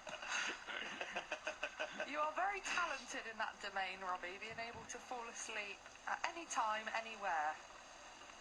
I was always very good at saving my energy whenever I was given the opportunity. And it's a habit that's been very hard to unlearn. I do tend to nod off, and then others who are not so complimentary about my napping habits say, you're just getting old, that's what happens. Bit of context to this, we had a pre-show meeting in the Tour de France, and Robbie fell asleep leaning against the lockers behind him, so it is a talent of yours, Robbie. Yeah, that's what, well, as far as I know, it's the only time I've fallen asleep while upright. It could have happened before, I just don't know. I was asleep. Anyway, 79 kilometres to go. 450 for this break. They're fighting on. They're putting up a really good battle. Okay, maybe the chase isn't at its most intense yet, but they're giving the sprinters teams something to definitely maybe even, as the saying goes, break their teeth on as they try to gnaw away at the gap. Mate, full gas on this next climb for this breakaway, I reckon. Full gas. Go all as hard as you can. Stay together all the way to the top. The downhill with the wet, slippery roads, that lasts for about 15k. When they get to that, they've got about 60k to go. And then it does gradually go down. With the way the peloton are, they might be able to go down a little bit quicker. But I'll be surprised if they will react on a climb that well. And if they can hold around 4 minutes by the top of the next climb, they will be hard to catch with roads as slippy as these are, with the risks that the peloton will need to take, with the GC guys not wanting to take risks. They could give them a little run for their money here. Yeah, and Danny, this is a good time for them to hold off the chase. So with the sprinters teams not really wanting to burn the legs of their fast men, and you get on this next Category 2 climb, so it is the perfect time for this break to just pull out all the stops. And what do you think as Champion comes back? There's been a lot of looking around for him. Good idea? Oh, absolutely, yeah. They've got to really invest on this climb now. Now the four are back together after that little mishap and him not being able to get on a spare bike or have assistance from the team car. So, yeah, as Adam said, this is a big opportunity now. This is the start of the climb, so 7.2 kilometres at 6.2%, more of a consistent gradient as well, which will be a little bit kinder to them after that really horrible, tough, gnarly first categorised climb of the day. So, yeah, a big opportunity here to really, really press on. And with this now, Robbie, when you look at it, there is Kern Farmer at the front. They've been riding, which I'm still yet worried about while they're riding. Not worried about it, but questioning it also. But look, there's no Alpecin, there's no DSM, the original teams with two probably the fastest sprinters in there. With Bittner, who won a stage already, Groves, who won a stage already. Both of those teams absent at the front. And if you look at Red Bull, you look at EF, they're wanting to hold position. So for them, there's no real need to push the pace until they get nearer the top. Champion, another stop, letting a bit of air out of his tyres. Yeah, well, issue after issue for Champion from Cofidis in the break, and the rest of the break waited for him once. Maybe they'll be reluctant to do that a second time, but the Champion was really pushing the pace on that last climb as well. I wonder if, particularly Isasa, the rider from Euskadi might want to just keep pushing on, as he was distanced when Champion was pushing the pace on the last climb, and doesn't look like much waiting this time. That it's as if they're saying, okay, we do it once, you get back on, great, come along, okay, enough's enough, we're going ahead. I think as well, I think the way Champion was climbing on that last climb, he was the one that was pushing the tempo a little bit more. He was the one that was squeezing on. So I don't think he'll have problems getting back on. And I think when he does, it'll be quite quickly, I can imagine. But for these guys, it's probably not a bad thing that they get to just ride that little bit more of a pace that they are more comfortable with, rather than trying to fight with Champion and do that. They'll be aware of who's riding behind in the time gap. But as I said, this is the part now, I think, where yes, they need to ride together, yes, they need to stay together, but they also really need to try and open that gap up as much as they possibly can. And maybe they won't be able to, but if they could pick a point on the route today where they said this is the best possible place to do it, this is it right here, right now for me. But I do think it's beneficial to keep them all together. So if that means knocking it off a couple of percent, with still, over 70 kilometres to go, it's in their best interest to stay as a 4 rather than a 3 or a 2, with the stronger climbers kind of breaking that cohesion, because it's just too far to go with this sort of gap. And do you reckon? It's only an hour and a half. Yeah, I think having the firepower of 4 riders will definitely be more beneficial. Well, DSM come back to the front now for Pavel Bittner, Alpecin de Koenig there as well. So it would seem that the GC contenders and their teams not concerned about the chase, or definitely not about the break in front, but they seem fairly intent on getting to the front of the peloton for the descents in this pretty miserable weather and on these tricky, narrow, twisting descents. They're doing what they need to do when they need to do it, and then backing off when they can relax a little bit more. Yeah, 100%. I mean, we saw what happened yesterday on the descent with Wout van Aert, didn't we? And he was at the front, and that was totally out of his control, really, with the rider from DSM crashing in front of him. But that's exactly what they'll do, Robbie. Just make sure they're staying out of trouble on these tricky parts, and it will happen in the finish as well, and that will change things somewhat for the peloton in the run-in. If it is a sprint finish, it will just add that extra little element of messiness into the final, because the GC teams will want to make sure they go through that 3 kilometre to go mark with their GC riders. Adam's putting 5 up to me, so it has been extended. That's one of the new rules that are being trialled and implemented to make the sport safer. So 5 kilometre rule today, so they'll be making sure they get through there safe before they then can sit up and ride further back in the peloton.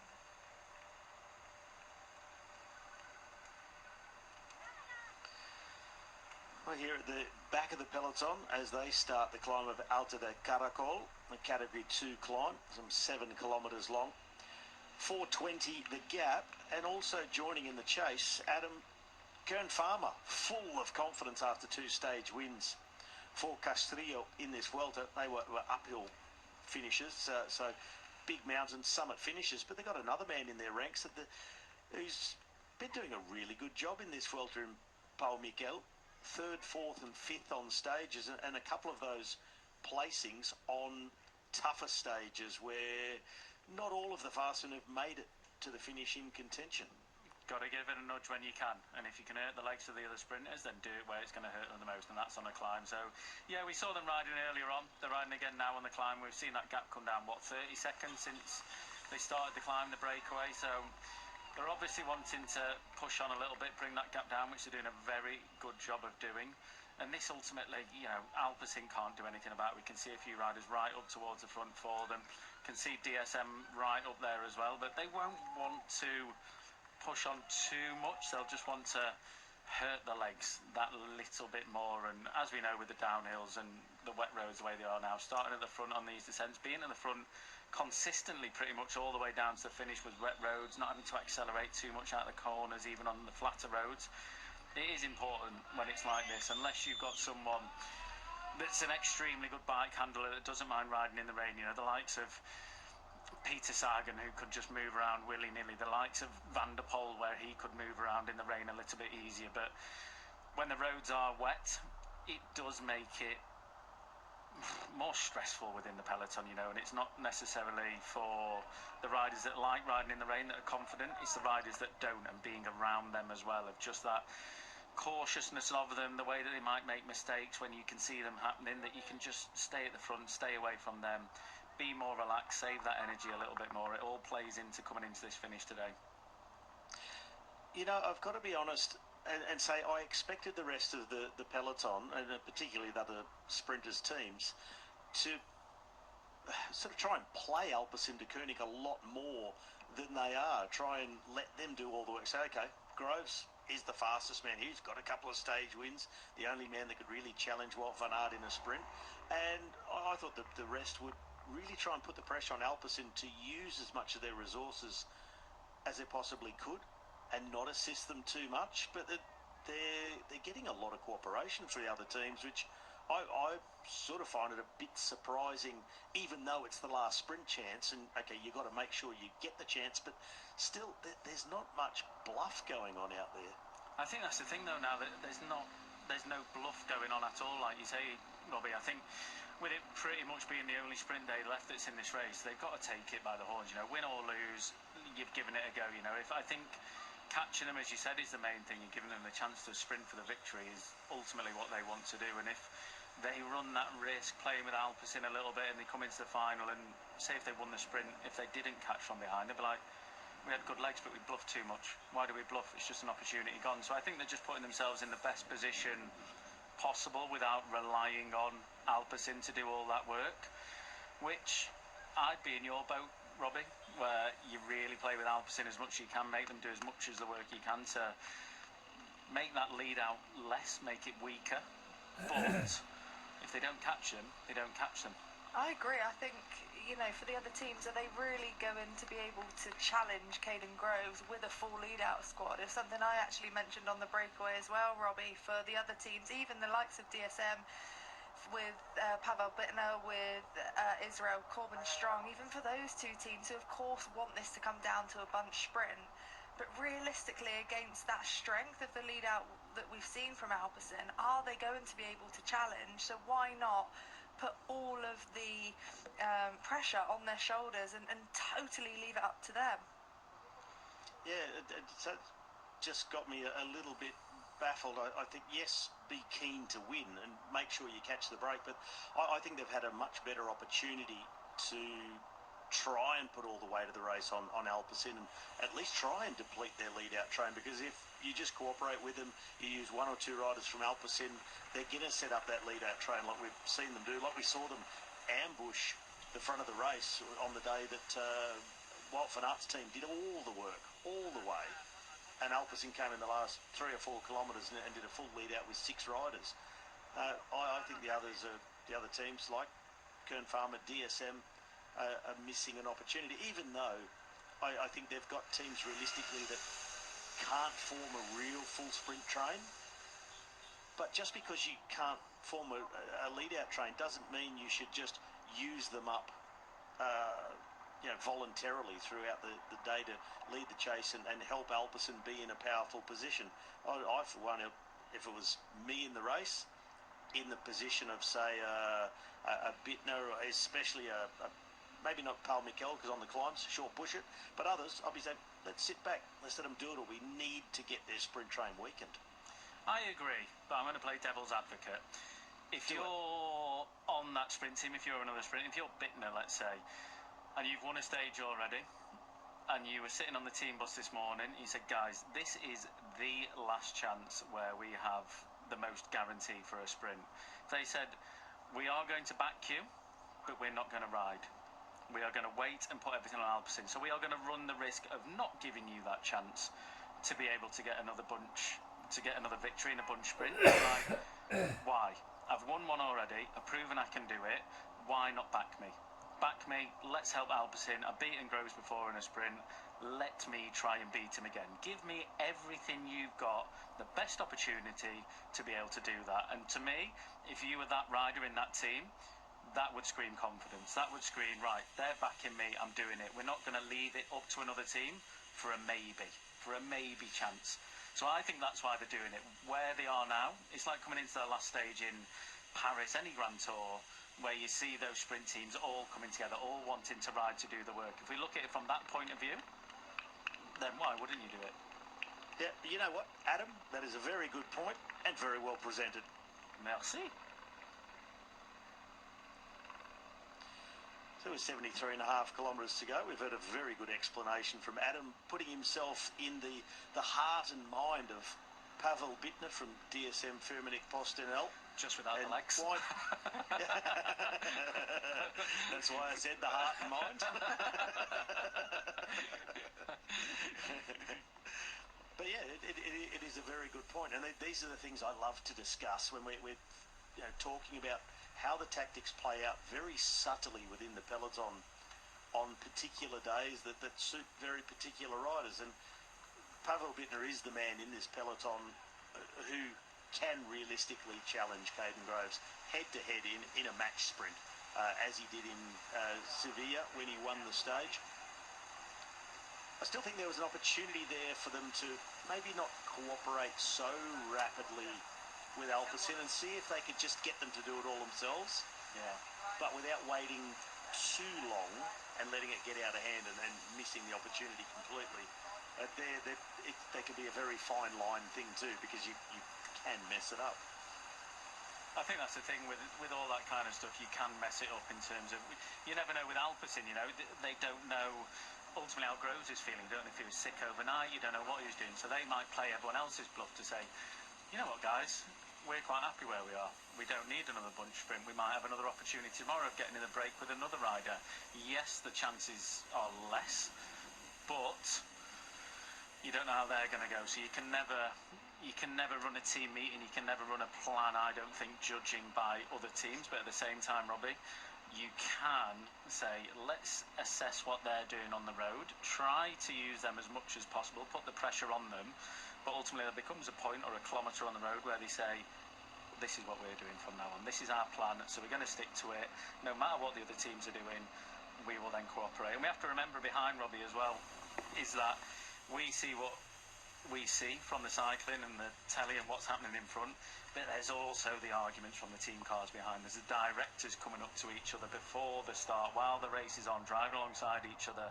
Come on, you put one rider in, we'll put one rider in, let's give our riders the best chance. And that's conversation that will be happening behind, that's conversation that will be happening in the team cars behind, saying at this point on the road, this is when we'll put two riders in. Can you put two in as well to give it the best opportunity to then give your lead out the best opportunity equally for both teams? They're doing it for the benefit of both teams and sprinters, so they're almost on an even playing field, apart from when it comes down to that last part of the race, which is mano a mano. On that note then, assuming those conversations happen between sports directors from different teams, Danny, it makes the absence of Israel Premier Tech even more conspicuous by their absence at the front of the peloton when they've got a Corbin Strong in the race who is a definite challenger. Yeah, he is a definite challenger. He's had 2 thirds and 2 sixth places, so he's been very, very consistent in the team.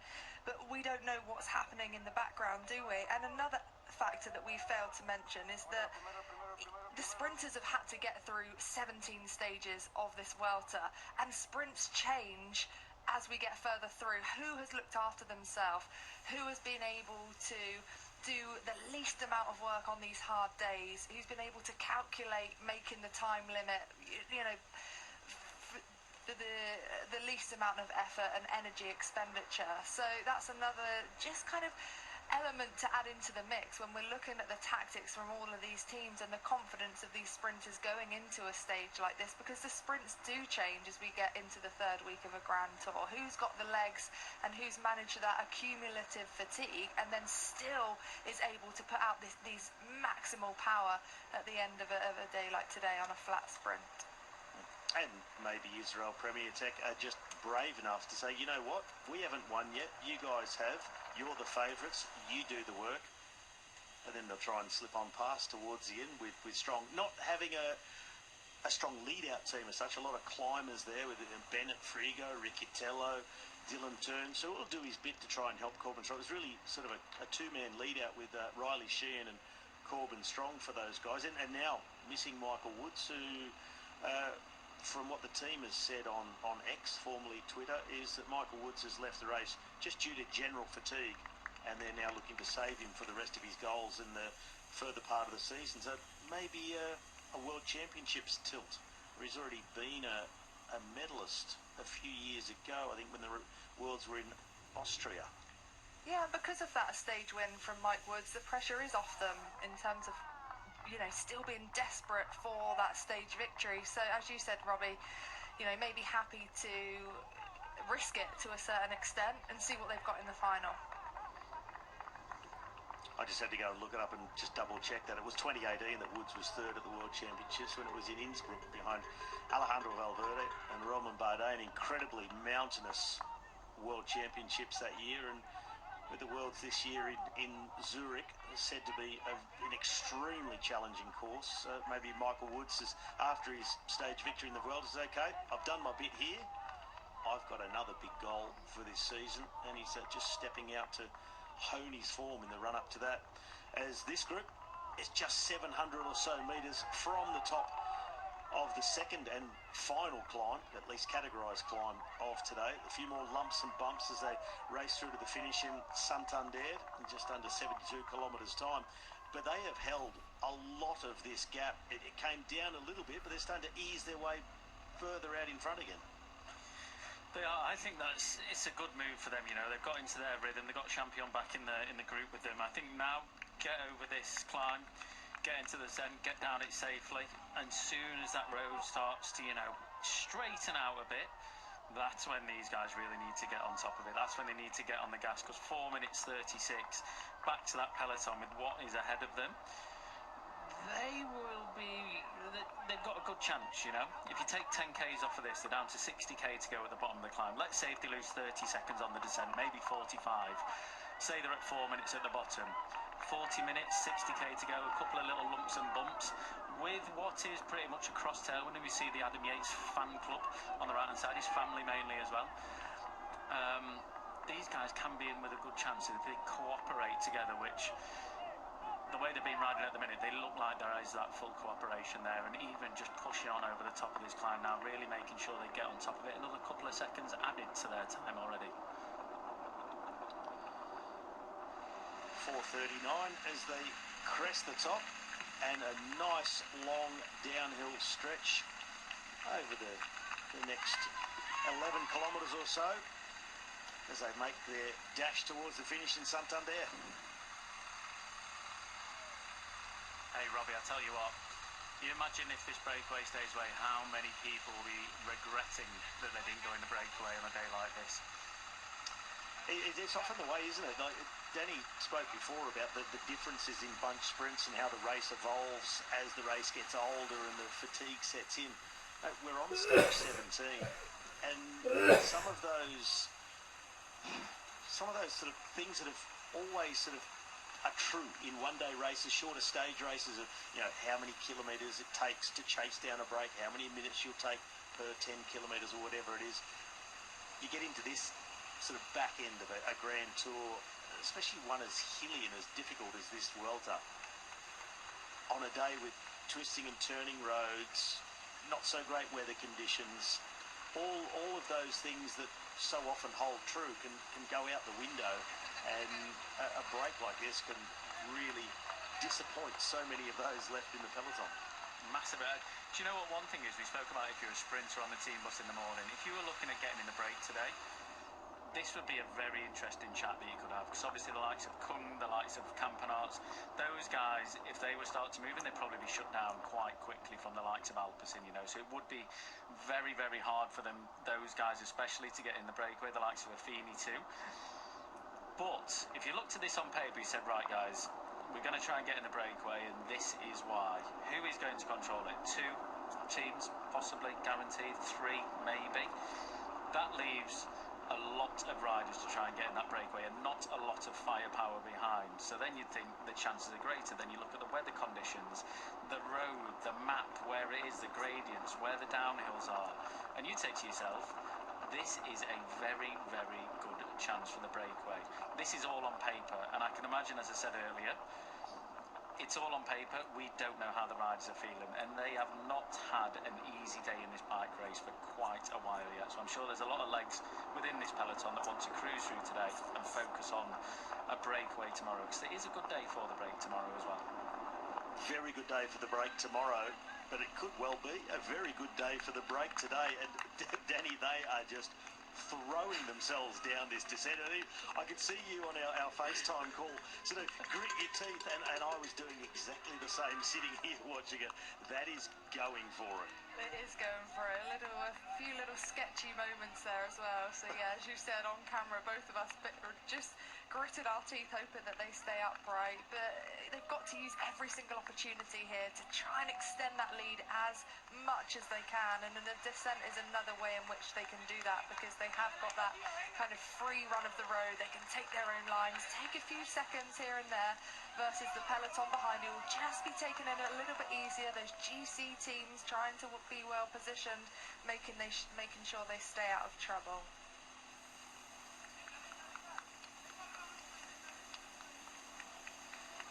The breakaway of the day has already crested the second and final climb of the day on this stage 17 between Arnuero and Santander.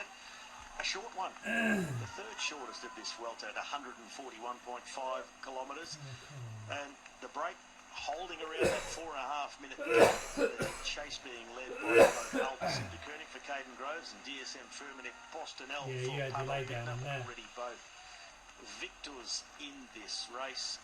Groves with 2 stage victories, Bittner with 1 back in the first week. And Adam, as we come towards the top of the climb, we always seem to get that push by the GC teams and their team leaders coming to the all-important descents. Yeah, it's not just the GC teams either, it's the sprint teams as well that are wanting to be up the front. I'm saying about 30% of the peloton will have that urge to be up there, and that's where you can see it tightly packed. They want to be in the front. We've seen what the descent's like with Quintana. Just put his jacket on, got his glasses cleaned, heading back into the peloton. There's no stress for him. But yeah, being at the front in this, we've seen the breakaway, the way they're diving down this descent right now, the wet roads as well, the greasy roads. You will want to be as close to the front as possible for a clear line of sight. And just to avoid splits as well. You know, on a descent like this, splits will probably happen if you're caught behind them. It's just extra effort that you don't want to make for the sprinters, for the GC riders, for the rouleurs that have to look after the sprint teams. But priority for this peloton, get down here safely.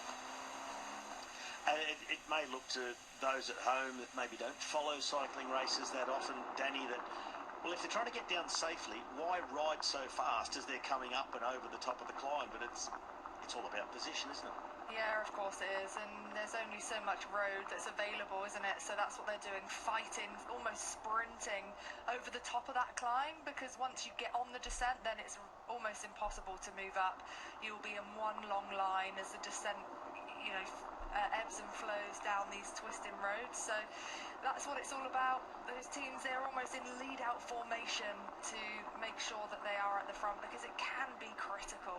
You can see the descending skills here already in this breakaway of 4. You can see the difference, the confidence in the descending skills of these riders. It may be no surprise that a man from the Basque Country, Jabre Isasa, who's very used to twisting, turning roads, wet surfaces, as it so often is in Euskadi, and he had to just sit up a little bit and wait for the rest of the group. But that coming over the top, you know, that more higher intensity battling for position, what that enables the teams who are at the front to do is take that front position and then slow things down on the descent to make sure they're riding down safely and not be put under pressure by other teams trying to push the limits a little bit too hard on the downhill. And it's always that that battle between the sprinters teams who are trying to chase a group like the one off the front and not give them any more time in the downhill, and the GC teams are just trying to take things easy and don't care if it particularly comes back. Look how lined out it is here. You know, you can just see how important it is to be in that safe position where you can take your own lines and you can, you know, just ride down confidently knowing that you're safe. And we saw, you know, for that Euskaltel rider, the energy saved as well, just looking over his shoulder versus the other riders in that breakaway, having to be on the pedals, putting that pressure on. And that's all little bits of energy that you're going to need in the final if they are if they aren't caught, and they're going to be playing for that victory. Worst type of descent this as well on roads like this. You know, and it's twisting and turning fast. Solid white line all the way down it as we see a bike change for Isasa by the looks of things. Yeah, looks like a puncture. Yeah, looked like a rear wheel puncture to me for Isasa. But with his descending skills he just showed us, then he'll probably be relatively quickly back to the rest of the break. And they've had to do their share of waiting for each other today with Champion. We spoke to Pavel Bittner at the start today, a man who's already won a stage in this welter. Last opportunity for a sprinter's stage today. How is it going to be? Hopefully a sprint. Yeah, the team is, we still have 8 guys, which is really nice, and everybody is really committed and ready. I think yesterday we already did a really good job at the start, so yeah, if we can repeat it, then it will be a nice day, I think. Do you think that it will be that Alpecin will take the control of the race? Will you help them if things go crazy? I mean, yeah, they also have Caden, who is able to win the sprint, so yeah, we hope to get some help from them as well, but yeah, we'll see. I think we're also ready to take a bit of control and make it that there is not a massive breakaway. How is the body? How is the body reacting to 17 days, almost every day in the mountain? Oh, actually, I feel kind of good now. Yeah, I had a good rest day and yesterday a good stage. So yeah, actually feeling better than at the start of the second week. So I think that's good so far. Are you excited about this last opportunity? Yeah, I mean, we are getting every day close to Madrid, so that gets me excited to complete this. So yeah, really excited. Thank you very much. Thank you. Well, good to hear from Pavel Bittner, and spoken very confidently by the young man who won stage 5 of this race in an absolute head-to-head ding-dong battle with Wout van Aert there in Seville.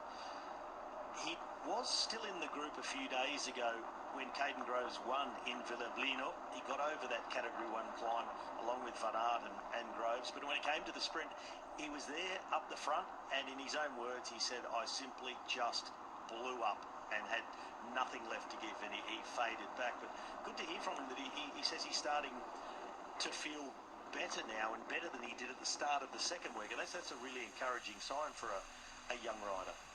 Very encouraging as well. I think encouraging for his team, and that's probably why we're seeing him riding on the front, Robbie. You know, if there was doubt, if there was questions from him saying, I'm not too sure, we probably wouldn't see him at the front as much as we were from right at the start. But yeah, he's saying he's feeling good. His team are riding on the front. They're trying to bring this back, and for one good reason, to try and get another stage win for him. Oh, I'd love to be racing now, you know, down a way. You'd be right at the front, wouldn't you? I'd be loving it. Or in the cars, getting your way back on after being dropped. I should be alright after this bit, hopefully. Yeah, I descended in the rain. I didn't mind it at all. I quite enjoyed it. I love all your stories, Adam, about how you got back from the gruppetto to the front group on the descents, going 123 k's an hour. Yeah, that was in the drive. That was not me. I was the opposite. I was going backwards. But really confident interview there from Pavel Bittner. This is his first Grand Tour as well. He's only 21 years of age, so definitely one to look out for the future, and obviously managed himself well through this tour and going for another stage today. You go through so many ups and downs in your first Grand Tour, going in never knowing quite what to expect over 3 weeks of back-to-back mountain stages, the fatigue that sets in at certain times, and then there's a strange sensation, if you're lucky, in a Grand Tour, that you hit a state of fatigue that you feel like you just couldn't possibly get any more tired, and for some reason on a day deep into the race, you just start to feel better. You start to turn these big gears. You're still exhausted. You're still really fatigued, but you somehow, and I've experienced this in my first tour, I was completely exhausted. But then the last few days, I don't know why, how, I don't know the science, or if it was just dumb luck, probably dumb luck, I started to feel better, and you just churn away on these big gears, and you can have some brilliant days. I've also had Grand Tours with experience later on in my career where it just got worse and worse and worse all the way through to the finish. Isn't it so annoying though? I've had one of those days before where all of a sudden you just start to feel great, and you're just like, why now on a day like this as well, when it's a really hard day, when you've got no chance at the win, you suddenly come around and you're like, I'm good. I'm feeling fine here. And then you look at the profile and you go, it's irrelevant. It's irrelevant. Yeah, I'll make the time cut really easily today. Yeah. What an absolute waste of good legs. It's like feeling fantastic out training. You're like, I need to have a number on. Yeah, exactly. So annoying.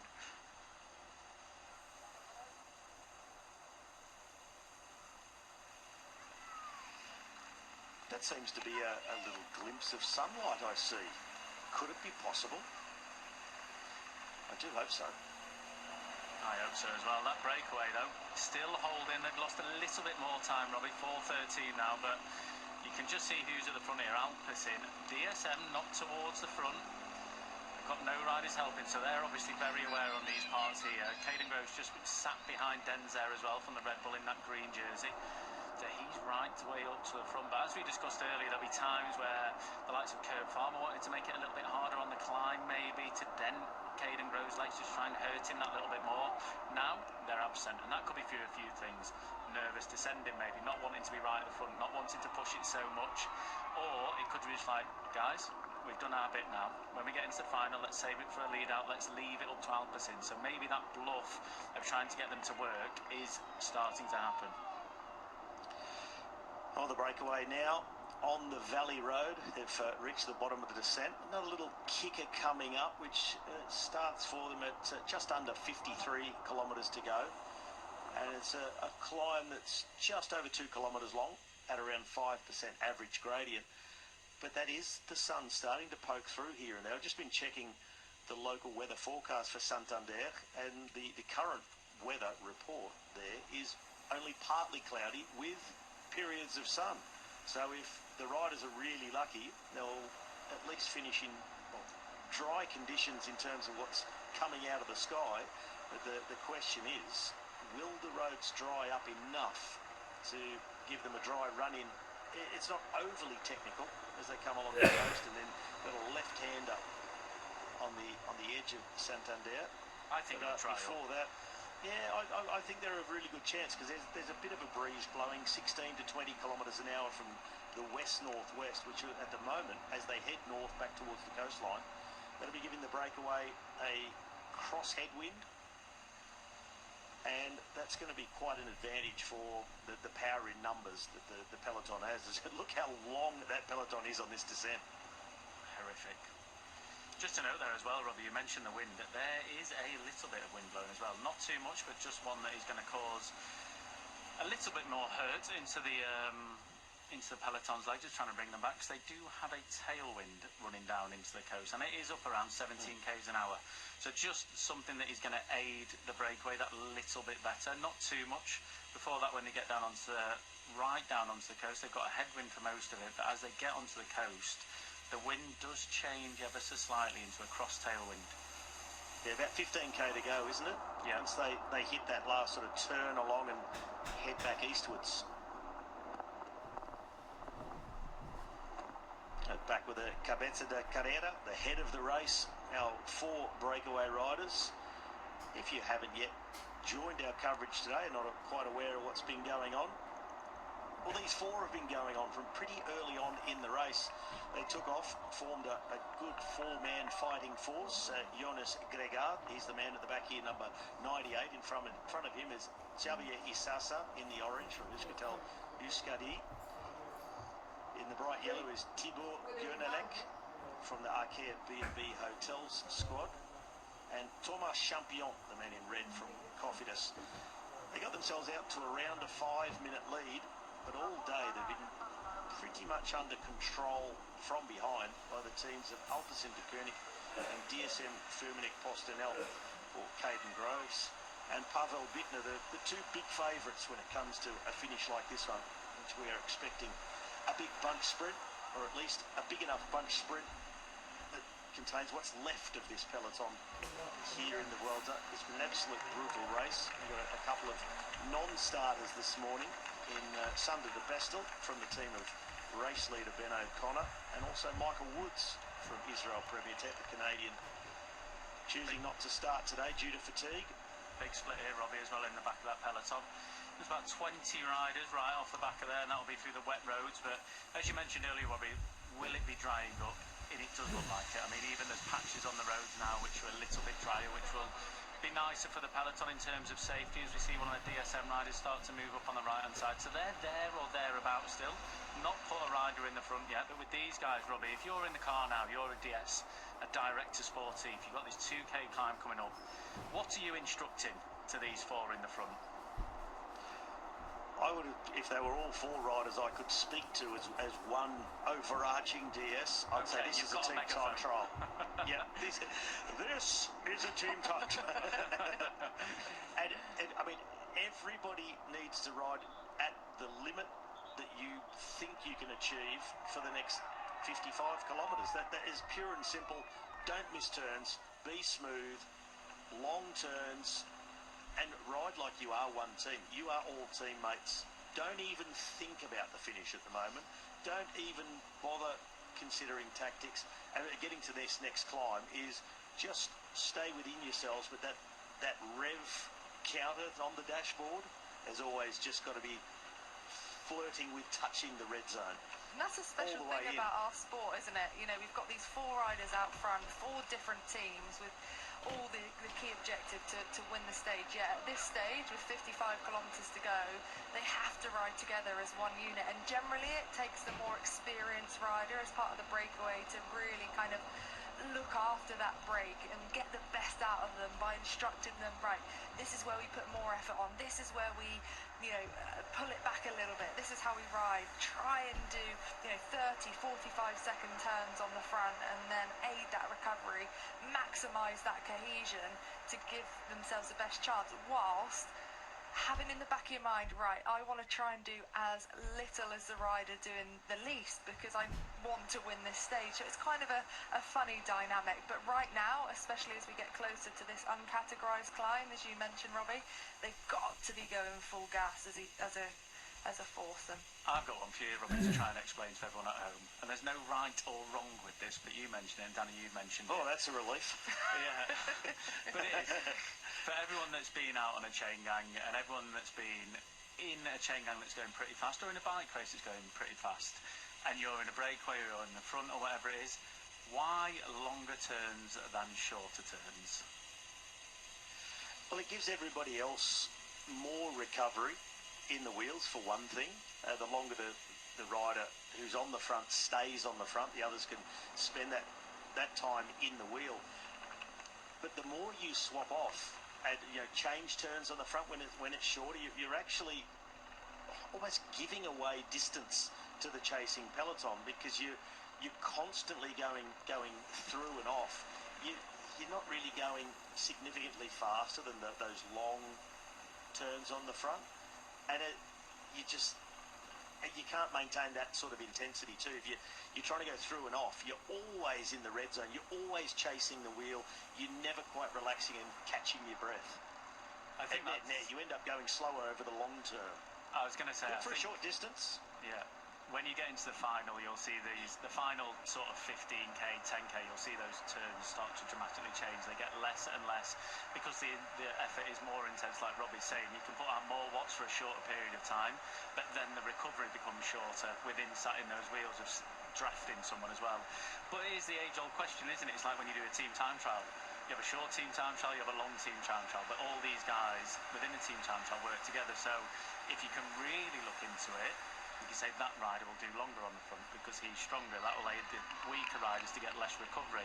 But then it becomes a problem in a breakaway, because if a rider in the breakaway saying, I can't do a minute on the front like you can do a minute on the front, so I'm going to do 20 seconds. That will then annoy the other rider, and they'll be like, well, why are you doing that? I'm going to do 20 seconds. And all of a sudden, the pace is knocked out of it a little bit, the tactics starts to be played a little bit more. Meanwhile, you got these lot breathing down your neck. So it's really, as you said, Robbie, talking to someone on a megaphone, saying do longer turns, that's on paper. That's black and white. That doesn't necessarily work all the time. And that's the difficulty of being in a four-man breakaway where you're trying to get the best out of each and every one of you to aid yourself to get the best possible result as well. It's a really tricky dynamic because I've got the team pursuit head on where you will be told, don't kick through, just do a longer turn. If you're the strongest rider within a team pursuit, just go longer, because that acceleration on the front will be more damaging to your teammates behind. But here we've got 4 riders from different teams. So as you mentioned, Robbie, if there's one rider that's saying I can't do a minute and they're only doing 20 seconds, but then you're going to be asking the questions in your head, are they just bluffing? Yeah. And they're going to have their more for the final. So it's like this real chess on wheels where you've got to really try and work out what's going on the road, race with instinct, get a bit of direction from the DS behind. But ultimately right now they've got to be trying to get the most out of all of them to give them a chance to take the stage, because the gap is coming down. And as you just said, you've got the peloton breathing down your neck with teams wanting to bring it back for a bunch sprint. The clever rider. Adam, on a tactical level, say you're the rider who either isn't as strong as the other 3. You say, I just can't do those long, strong pulls on the front like you guys can, or you're sneaky Mr. Tactical and you're trying to sell it to them. I can't do as much as you. What do you say, or how do you present to the rest of the group to try and actually keep that cohesion that's necessary, so you can stay away to the finish, at least fight for the stage victory? Because that's the sort of thing that really complicates that cohesiveness of the group. Even if you're the weakest one or the tactical one who doesn't want to work too much, you've got to try and keep it rolling. How would they or that person go about that? Number one, I like how you directed that at me. Thank you very much. No, it's a hypothetical. It's not a Robbie, I was that guy. I'm not pointing at you. I just know you understand the psychological games, Adam. I was that guy though, Robbie. I was never the strongest man, but I was probably one of the most efficient men in a small group like this as well. So you've just got to play the game as much as you can, roll through, keep doing your turns. But say if everyone's doing on average 35, 40-second turns, do 25 seconds, and then when you go back to the car, when you go back to that last position, you put your hand up. You put your hand up, you wait for that team car to come. The team car comes, gives you a bottle, where in that time you've recovered that little bit more, and then you're able to get a bottle. The other riders have done another turn in front of you, then you're able to go through again. And in the meantime, you've got to chat to these riders, you've got to encourage them, you've got to say to them, man, we've got a good chance here at winning today. These turns you're doing, we need you to do more. You've got to try and encourage them, offer them a gel from your pocket, offer them a bottle. Do you need anything from the car when you put your hands up? Just play that Mr. Nice guy the whole time. Be that encouraging guy. And then at times as well, you can tell them, back off here, which will suit you, because we're not going to gain anything here. Let's save our legs for the flatter bit where it's more important. And then when you get onto flatter bit, do that extra hard pull, do that 10 seconds extra, 20 seconds extra that's a little bit faster. That will then encourage those guys to think, this guy knows what he's doing, he knows when to put the power down. They'll all of a sudden start to commit, and then you can go back, put your hand up again, get another bottle from the car, miss another turn. But in the meantime, no, but it's true. Within a breakaway, I always say, within a breakaway, to get the best out of yourselves, you've got to get the best out of every single rider before you get the best out of you. That'll give you the best possible chance. And it sounds awful, but it's bike racing.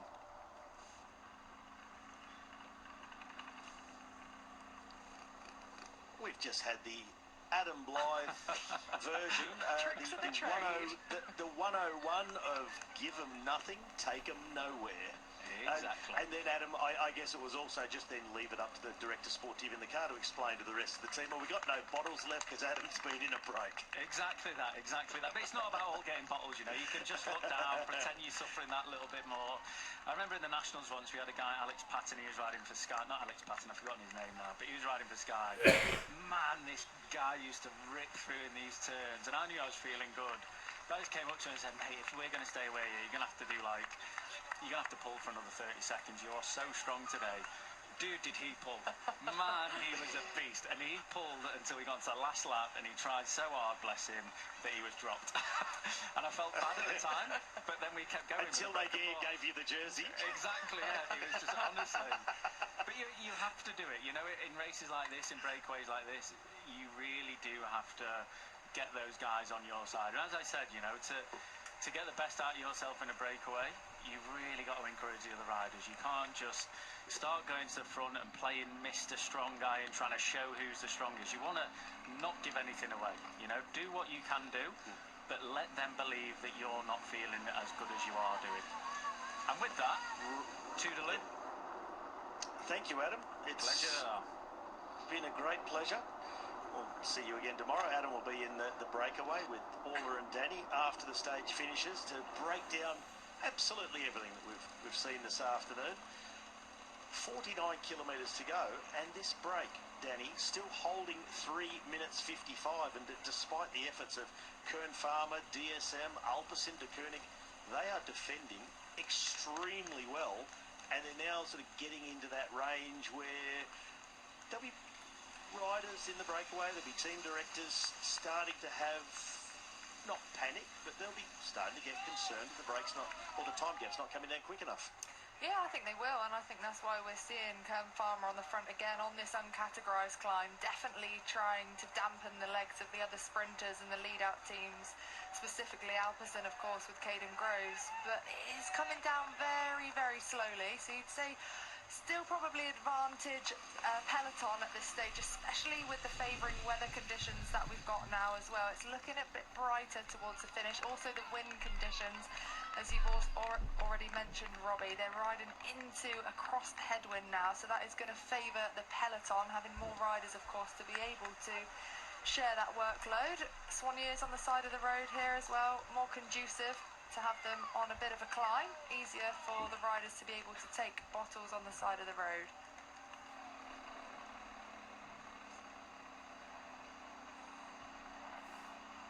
Well, the peloton about to crest the last proper bump on the road today. A couple of little undulations on the run into Santander on this stage 17, 141 kilometres in total, so just under 100 kilometres of racing done so far. And with 47k to go, the break hanging in there and seeing if they can hang everyone else out to dry as the sun finally comes out on this stage. We welcome back Carlton Kirby. Hello, I'll mate. take myself off for an ice cream. Oh, you've gone. As if by Well, magic. not yet, but I'm going. I'm on my way out the door. Oh, good for you. Well, I was wondering actually whether the sprint teams had formed themselves into a circular firing squad, because right at the moment they're all taking a pop at each other. They've had to as well. 3 minutes and 43. Danny, they're in danger, as I'm sure you've been talking about, of letting this breakaway get away. I've just been having a look, by the way, at the odds of the breakaway, and each one of them is between 14 and 20 to 1 for the day, which, to be honest, actually that seems rather generous. Yeah, I think it is, but we are seeing now it really starting to diminish this time gap. In the last probably 10 kilometres, it's come down by just over 30 seconds. So I do think it is pressure on now for the peloton behind as we get into the last 50 kilometres. We always talked, didn't we, and Robbie mentioned it just earlier, about this 1 minute per 10 kilometres of racing that a breakaway needs to stay away, and we got getting into those kind of realms of that time now, but it does kind of go out the window when you're looking at the final 3 week of a Grand Tour, riders, teams diminished and riders that they've lost, and that real firepower behind. But I still think with the role of Alpecin, DSM, who we've heard from Pavel Bittner saying that he's very, very confident in how he's feeling, how he's coming through this Grand Tour as such a young rider, that the cohesiveness of those two teams especially will mean this gap is going to come down quickly. Well, it is coming down. I don't know about quickly, but in this terrain, let's see. You never know. Jack, we are already 17th stage of this Vuelta a España. How is it for your team? It's been a difficult Vuelta to face these days. There is any pressure, extra pressure to perform, to get results? Yes, we've had not the best Vuelta a España, especially because the first week when we had all of the team was maybe the easier week for the non-climbers, and then after the first week we lost more or less 3 of the climbers. So now we're here with some of the flat support riders that should have been useful to help position Antonio and Damiano, and it's very difficult for them to try and do anything in this really mountainous terrain that we have in the last 2 weeks of the Vuelta. We've been trying super hard to get in the breakaway, but also there's not so many of us that can get a result from the breakaway, and it's not been the easiest Vuelta to make the breakaway. It's been quite a big fight every day. Obviously there's pressure to try and do well and get a result, but we're all trying super hard to make the most out of what we can do here at the Vuelta, and I really hope that either today or the next 2 days we can try get something out of Vuelta, because we have all been trying to work super hard, and at the moment it doesn't really look like it from the result, but I hope we can finally get something. I hope they can too, and in fact all teams. And there's the motivation, I think, to get involved in the chase today. It stretches us out. We are going at quite a lick, I must say. The average pace for the day has not been that high because of the mountains that we've taken on. But look at the rolling terrain, Danny. This is kind of breakaway favouring when it does waver up and down, out of sight, not out of mind. But 3 minutes 48. I know it's the rule of thumb is a minute per 10 kilometres. They should get caught. But with a couple of little peaklets along the way as well, and you don't know what the fatigue is like this deep into this welter, which has been so tough, they've got a chance. They do have a chance. It is pretty much flat now, though, until the finish. We've got one tiny little uncategorised climb that comes with 19.5 kilometres to go, but even that's only around 1.5 kilometres at 5%. So again, throwing everything into the mix now, I still think it's advantage peloton because there aren't many undulations left throughout the rest of today. I think tomorrow there's a huge chance for the breakaway. You know, in the Basque Country it's very, very undulating, dodgy weather conditions as well to throw into the mix. So yeah, I'm still going for the old bunch sprint today. Oh, you heartbreaker. I think you're absolutely I mean, they've right. had a few chances this Vuelta, haven't they, in the breakaway? Let's have one last bunch sprint, shall we? Exactly. Should we have a bite from Sean Kelly as well? Sean, welcome back. We're just kind of wondering about this breakaway and indeed its chances. Their cohesive riding has been brilliant. They're now as a quartet, as you can see. It's almost a shredded team pursuit, isn't it, at the moment? But 3.5 minutes. It's 4 versus whichever 4 find themselves on the front. Kurt Farmer have actually come up to try and add a little bit of pace. DSM Firmenich Post-NL, of course, thinking about Pavel Bittner. They want to have a bite out of today as well. So there's a lot of teams suddenly with the desire, it seems, to, well, close this gap down. Danny and I think it's still going to go the way of the peloton, but 3.5 minutes, they're holding station, and well, we've seen in this sort of terrain that anything can happen. Well, I think the riders don't know what is going to be the outcome at the end of this day. The riders in front, of course, they have the hope that they will be able to keep riding together and hold on to this advantage of 3:30 at the moment, and it comes down very slowly. And in the peloton, Caden Groves, he'll be hoping his men have a lot to give here, but that is, as you've been saying, 3-week race. You can start to feel that tiredness hitting you 30-40 kilometres out from the finish. Now if that's the case for any of the groups we have here, the breakaway and the front end of the peloton, well then that could swing anyway. At the moment, 3:25, it is coming down quickly, so in the next 10 or 15 kilometres we will get a clearer picture, and that's what the teams will be looking at as well. And the breakaway will be thinking, if we can get to that 30k to go, we have excellent an advantage. We could do it, but the riders up front, how much and how good are they at this point in the race? There's fatigue there in the breakaway, and if there is at this point, well then it's going to be a long, difficult one for them to hold out to the finish. Do you know, when I look back at stage 14, Danny, and the run to Filipino, and nobody expected the sprinters to be there, and quite a few actually managed to get themselves up and over those peaks. There was a category 1 reasonably late on, bike change of course for Primoz Roglic, got himself a little bit of a technical, had to borrow his teammate's bike that day. But Groves was absolutely outstanding. Determination was there. Overnight, of course, was duking it out with him. Corbin Strong was in the frame, Vatsic was there, Pau Miguel. A lot of fast men made it, and it was to their credit. But since then, we've had 2 almost poisonous days for sprinters. What will be the outcome? I don't think anyone knows.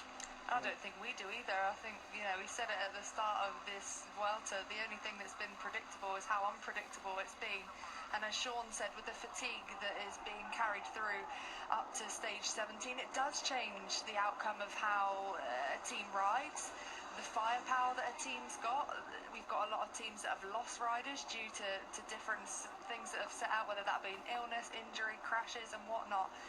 And the firepower of the sprinters in their own right. Who has got the ability to hold that accumulative fatigue to still be able to put out what, 1600 watts at the end of a day like this? So there's a lot to consider, but I think as we get closer to the finish, it will be a measured chase as well, because for the sprinters teams, Alpecin, DSM, what they don't want is to open up the opportunities for teams like Groupama FDJ with Kung for those last-ditch attacks.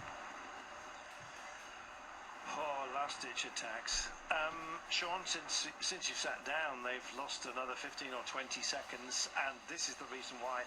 Kern Farmer, well, after the success of Pablo Castrillo, Paul Miguel has been brilliant as well in some of the sprints, really punching above his weight. Miguel himself really making a big noise very early on, actually, finishing fourth on the opening stage, the opening road stage after the time trial, I should say, stage 2. Groves, Van Aert, Strong, Miguel, and everyone was saying, Miguel? Seriously? Well, you better be serious about it. He has been absolutely outstanding. They want something out today, and they want to put the hurt on Caden Groves. That's a hard thing to do, Sean. Well, in a normal situation, it's a hard thing to do, but now we can see Caden Groves' team are going to invest a lot here to close down this 3+ minutes. And we will see very quickly if the breakaway can just raise their game a bit, because they will need to do that now we get into that 30 kilometres to go to really push on. And have they been waiting for that point, 30-35 kilometres to go, we will see that very quickly. But yeah, this chase is going to take a lot out of Alpecin de Koning, and that opens opportunities in the final, and not only opportunities in the sprint, the final run to the line, that final 2 kilometres where the preparation, the lead out, all that is so important, but a bit further out, and when the teams are riding on the front of the pair at this pace, there could be riders that try and just bridge across the breakaway when we get to that 30-40 seconds, and that's where you have to be careful as well, because if you have fresh riders here who go with 2 or 3 of them, then they could be a problem to close down. They could be the ones who could, steal the match as such. So hard to make a bridge, Danny, with the pace at this height at the moment. It'd have to diminish if anyone was going to skittle off the front. Yeah, it will be really, really tough, because you can see the faces on these riders now that they're really putting the hammer down. They want to try and close this gap down, and they want to do it quickly, albeit, when we do get into the under a minute mark, you want to try and be calculated to put off those attacks, the riders trying to bridge across. But not only that, in the last few kilometres as well, those riders, the strong time trialists, the likes of Kung, the likes of Affini now, Van Aert's out of the race, that try and attack in those final few kilometres as their attempt for a stage win as well. Just going to welcome back our wider cycling fraternity as we will push on, as the peloton are doing. In fact, look at that, we're just about to duck under the 3-minute mark, and it looks like our quartet up front are now in fact doomed. It was kind of 4 against 2 almost, with Alpecin de Koning doing an awful lot of work, Kern Farmer occasionally helping out. Now there are far more hands to the pumps, as you can see. DSM Firmenich thinking about Pavel Bittner, of course, now engaged. 52, 53 kilometres per hour been nudging against here, and possibly a little bit more than that on gently rolling terrain, but all it seems to do is spur on the hands at the moment. The hares are out front, there's 4 of them, and I'm afraid those on the back of your neck as well will be standing up by the end today. 37.2 kilometres from home, we're under the 3-minute mark now. It is being wound in, and indeed by a pace. There's a 2 or 3 kilometre per hour differential over the last 4 or 5 kilometres certainly between those out front, who must be tiring, Sean, after such a busy day. And the way that Isa, for example, struggled on the opening climb, that's going to have a cost.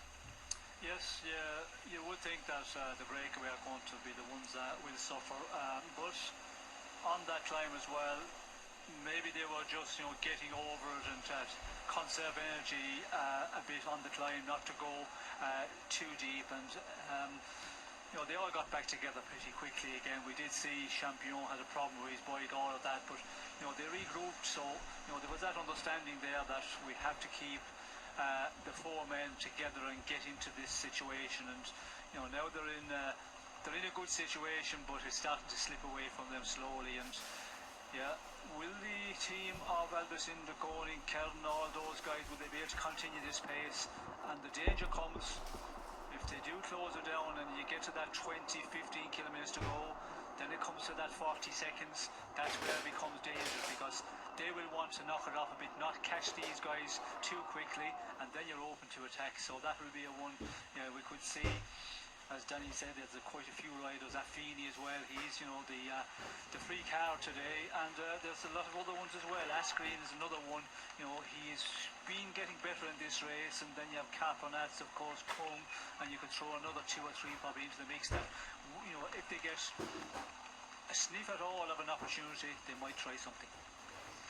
So gaps opening up on the descent just because of the drive that's being invoked here, but. Danny, your final thoughts before you head off, and we'll join you, of course, on the breakaway after the show. Who was your pick today? Well, we will not be in the break. No, we won't. We'll have to stay on this break. No, video. I'm trying to think who my pick was. I think Corbin Strong was my pick, because I had third pick, I believe.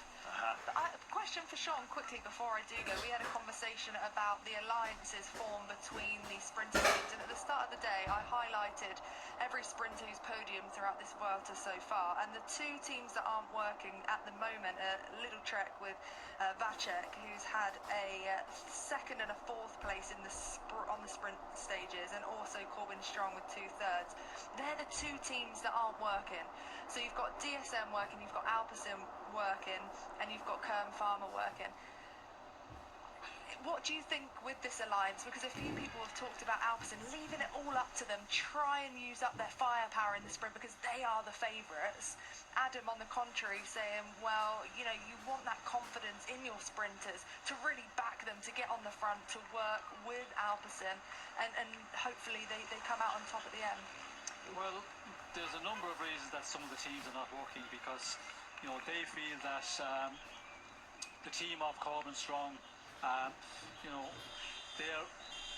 got a stage win already, and Kelvin Farmer, so it's a totally different situation. One is going for one tag, the other is going for the other one. But Kelvin Farmer, they are thinking, well, we've got 2 stage wins here. Whatever happens, if we get nothing out of the day, we'll show that we know we can ride and we'll contribute to the race as well. And this wildcard situation comes in quite a lot for the organisers, so they're thinking that as well. But with the results, you think there's never going to be a problem next year to get into the race. So why ride in that situation? So it is an interesting one, but maybe with Kelvin Farmer riding, it's important, because with the advantage they had, if they didn't ride, and that was out a bit too much of an advantage, the team of Caden Groves, they would have said, well, we have won as well, we'll just knock it off, and then it all falls apart. So there's all that risk going on. And then I think the big one is director sportives as well in the cavalcade. They talk to each other, and they make an agreement. Okay, we'll contribute, if you contribute, we'll continue on working. And that is often the case, and it was always the case back in the day. I think it's still the situation. So it will be interesting to see if it comes down to a sprint. It should be Caden Groves to win, but will we see a surprise? And the teams that haven't been working, which often works out, team works a lot during the day and do not get the results at all in the end. I hope so. A little bit of juice in the final would be nice, wouldn't it? Wouldn't it be great?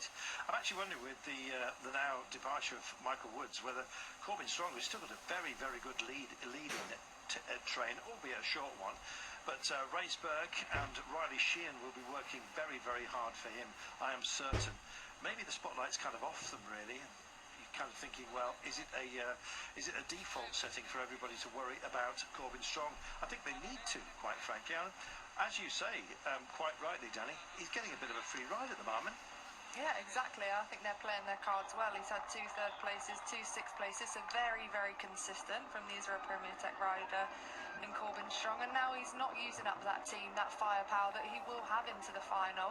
It's a tailwind. It's going to be fast finish. There's a right-hander with 400 metres to go, so timing, positioning is going to be critical, and that's where he could have the upper hand. Brilliant. The voice of Danny Rowe. You'll be hearing the voice of our Antipodean friend in a few moments' time, and he will be, of course, singing the praises of the likes of Corbin Strong very, very highly, I can imagine. On the approach, Caden Groves remains the favourite today. No matter how today has been run, he will have been able to sustain it better than many of the sprinters because he's so very good at climbing and taking on these inclines. And as a result, yeah, he's definitely going to be there. We know that. His teams have the confidence in him. They've invested in the day, and now he's got to deliver. They've got to get these guys, that's the truth, and with 2.5 minutes of a gap, still 32 kilometres to go. Now, Sean, it is lumpy terrain on the run-in today. There's quite a big sort of, I don't know how to describe it, half a melon, a bowler hat. That's a chapeau melon. To come with about, 18 kilometres to go. They'll sort of roll up and over it. A little peaklet as well. There's an intermediate sprint with some bonus seconds up for grabs, but of no concern at all to our breakaway. And indeed, just reminding myself what points may indeed be available for those who are chasing on. There is intermediate sprint. There will be 10 points available at the intermediate for 5th place across the line. So, worth fighting for, John? Well, I think in the green jersey classification, it's not really a tight one at all, and wish Wout for not going out where he had a huge advantage over the man who's in green now, Caden Groves. He has 95 points ahead of Harold Tejeda. Pablo Castorillo was 97 back, so they're all way down in that classification. They're not going to get anything really in the sprint either. The two men, second and third. So for Caden Groves, I don't think the intermediate sprint is going to be any concern. It's all about the stage victory here, and conserve energy at this point in the race and try and go for the stage win, and that is the one they're going to be definitely aiming for. Well, Mark Soler is 4th in that competition. You never know. If he gets up and gets the 10 points, suddenly he's a contender for a points podium, Sean. He's unpredictable enough to do it. Yes, well, he has a long way to make up. He's 100 points down on Caden Groves. Oh, yes. But not on 3rd place. We shall see. I'm just putting it out there as a tease. At 30.4 kilometres from home, only because we just never know what to expect from Mark Soler. 2 minutes and 16, and Sean, that looks like a really bad weather front directly up ahead. Yes, it's not looking good, and we talked about that in the earlier part of the day. The weather conditions at the start, it was quite miserable. We see a lot of riders wrapped up, and it's not looking good for the final. We were hoping that it might dry out, because again this final in the wet conditions, it could be a dangerous one. And of course the GC teams as well will want to be in the mix, because until we get to the final number of kilometres, which is the 5k route today, pushed a bit further out. We've been having that in this world. Normally races up to now was always a 3 kilometre route, where when you get to the 3 kilometres if there's a crash, everybody that was in that group where the crash occurred, you get the same time when you roll over the line 3 kilometres later, even if you lose a minute or a minute and a half, whatever. So there will be a big push on to try and get to that point, and then of course the sprint teams will get into action. And the wet roads not going to be a nice one, and the run-in as well. It's not the most simple run-ins today. Not really very technical as well. But when you have these corners and little bits of chicanes, you can't go into them at a very high speed, and that's where you can get caught out. And it's not something that the riders will want at all. But it looks like we're probably going to get the rain right at the end today. Oh, here it comes. And that rat-a-tat-tat that you're going to hear from upon the effects mic of the motorcycle will soon become intensified. You're already seeing those at the side of the road, just heading off for a little bit of cover whenever we see a puddle, and we'll see more of those later on. They're being troubled by falling rain, and we're starting to see it as well. Actually see it falling. And if you know anything about the way that pictures are revealed to you on your television screen, it has a an effect of dampening out rainfall. Indeed, in Hollywood movies, they generally have to put on fire hydrants just so you can see the rain, if you see what I mean. Huge fire hoses in order to actually make that visible. So when you see the rain, it is really coming down. I'm not talking about the spots on the lenses here, but even they now are just starting to be very much part of our vision. 28 kilometres from home, 2 minutes the gap.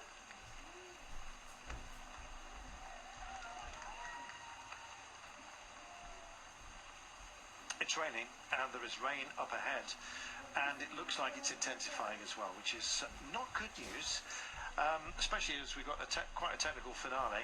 The GC finish line essentially today, the safety line has been pulled back to 5 kilometres. We will then head down from that point, by the way, to a roundabout which announces us onto the coast.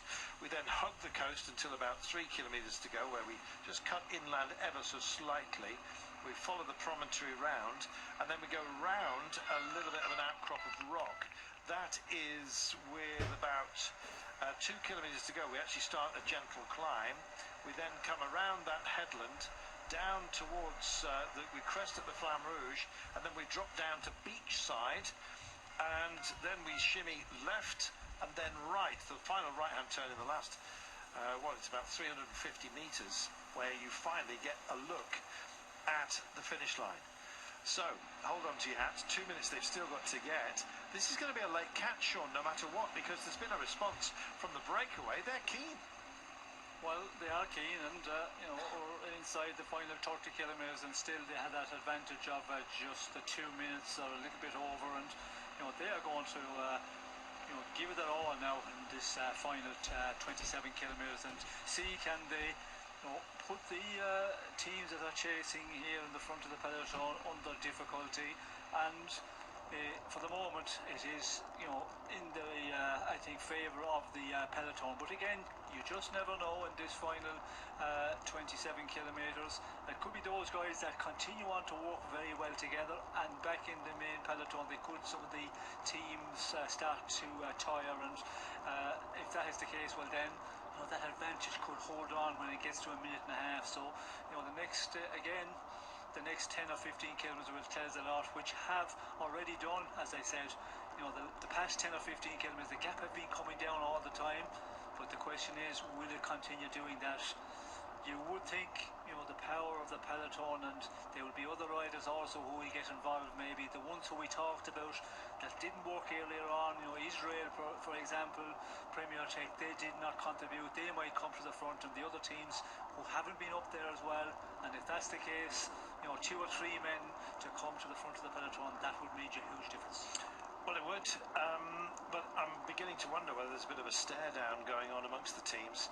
And indeed, if one team is kind of backs out of the duty and thinks, okay, it's not going to be us today because they've got other fish to fry deeper into this race, most notably the prediction of a breakaway win tomorrow, then it could be that they're keeping their powder dry for another day. And as soon as that starts to happen, then work rate gets involved, and some teams, quite frankly, don't want to carry the burden. Doesn't seem to be that way just for now. Just Sutherland, Bahrain victorious, still giving it a dig. Arkea B&B Hotels, of course, have got their man up and in the break. So Isasa, but their sprinter is Guilherme, who's getting a free ride. Mathis Baer as well, who's been in a couple of the breaks, might well have some fun. What about Ida Schelling for Astana? Haven't seen them at the front. They've kept it quiet. Pavel Bittner's been very busy with, well, his team have, for DSM Firmenich, and I think that's a very good choice for today. Marit from Intermarché Wanty, haven't seen hide nor hair of them. In fact, looking back down this group here, I can't see them represented anywhere near the front.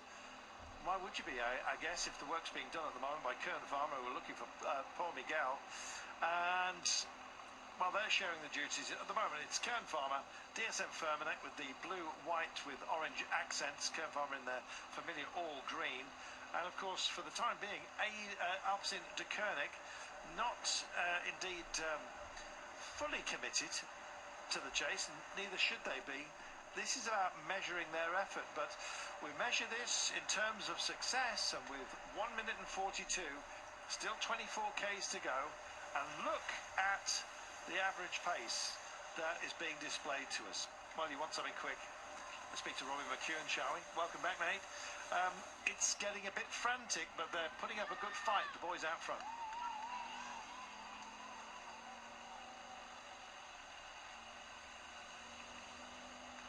Well, we just... I just better turn on my microphone if I'm going to chat to everybody, Carlton. Always the best, I mate. was on full screen picture, getting totally absorbed by this battle, with these four are putting up an extremely good fight against the peloton. Inside 25k to go, 138. It still looks to me like the peloton are going to catch them comfortably enough. And I think, in listening to what you just said about Alpes and De Koenig not getting fully involved just yet, from a tactical point of view, they're just trying to keep as many men fresh as possible for that final lead out, quite like we saw when Caden Groves got the better of Wout van Aert a few days ago after they didn't contribute all day long. As the break comes through the intermediate sprint, Thomas Champion takes the points, but that's not why they're out here. Well, the beguiling place is, I think it's pronounced Arche. Well, let's hope so. 23.9 kilometres from home, and 1 minute and 37. That's how I'm pronouncing it today, anyway. This is they coming over the line with a rack full of points and some bonus seconds. Well, it's of no concern to these guys because they're 2 hours and 49 or worse down. Three of them are over 3 hours in arrears. Two of them, I beg your pardon. In fact, Gregard is the best place at 2 hours 38:30. There you go for the pedants amongst you. Well, he's just trimmed a little bit off that right now. Champion, in fact, I think it was, that may have rolled over the line first. 1 minute 35. Cars screaming out of the gap. There's no way they can go back for a bottle anyway, Sean, because at this pace you can't take anything on board. It's full on.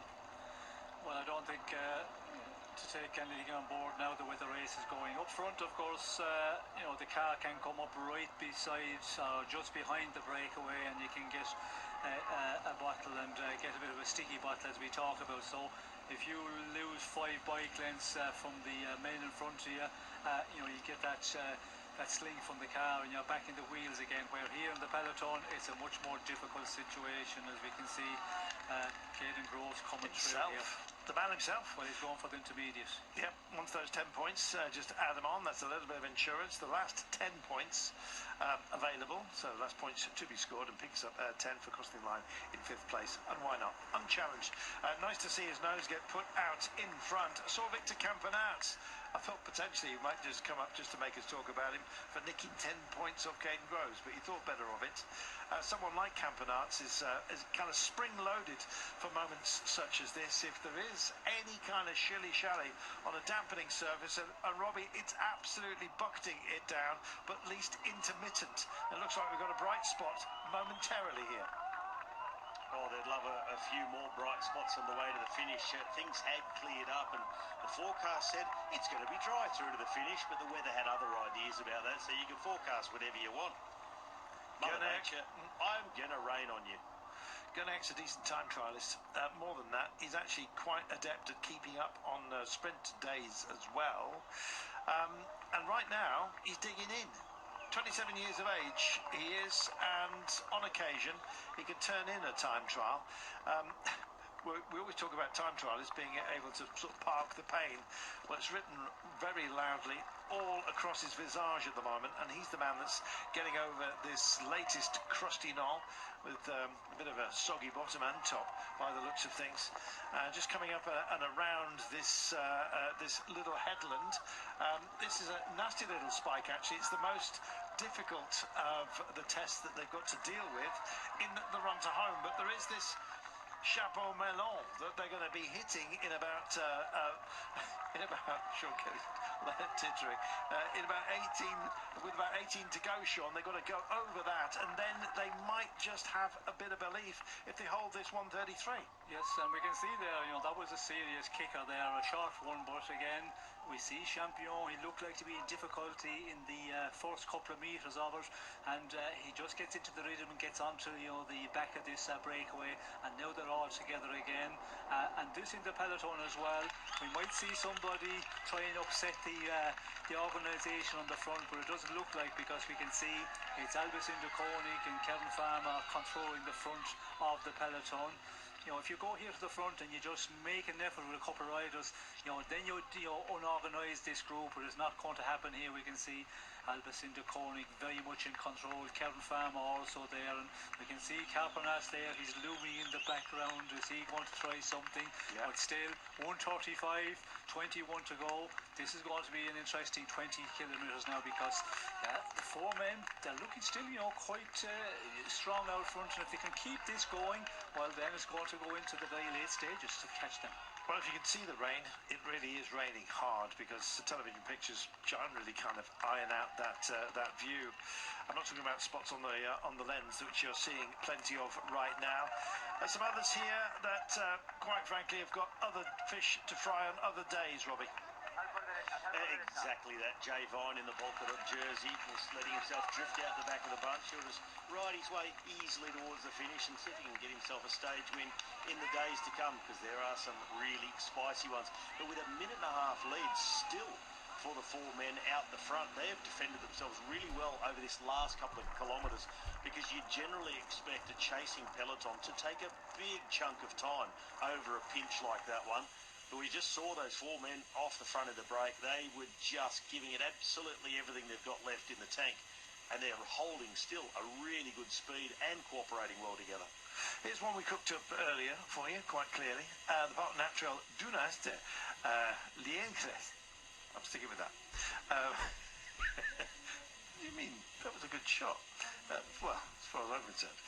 Meanwhile, it looks like we've got a bit of picture breakdown. The Playa de... all right. Take a run at this. Val de Arenas. Again, sticking with that, because it's not going to get any better. In fact, the other way. The weather has worsened significantly, and we may well have got a bit of ingress. Here we are, back and hooked up, and thank goodness, 20 Ks to go. In the last 5 Ks, the peloton have made up 7 seconds. That's your lot.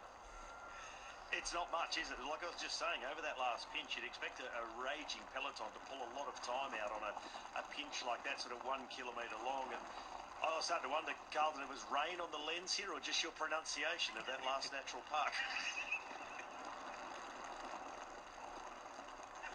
Could have been either of those things. 19.6, which is why we wanted to avert our gaze. 19.5, this is your Chapeau Melon. They're coming to. It's not easy terrain. They're still out of sight, Sean, if not out of mind. Yes, well, I think they're over the Melon. We've just seen that there.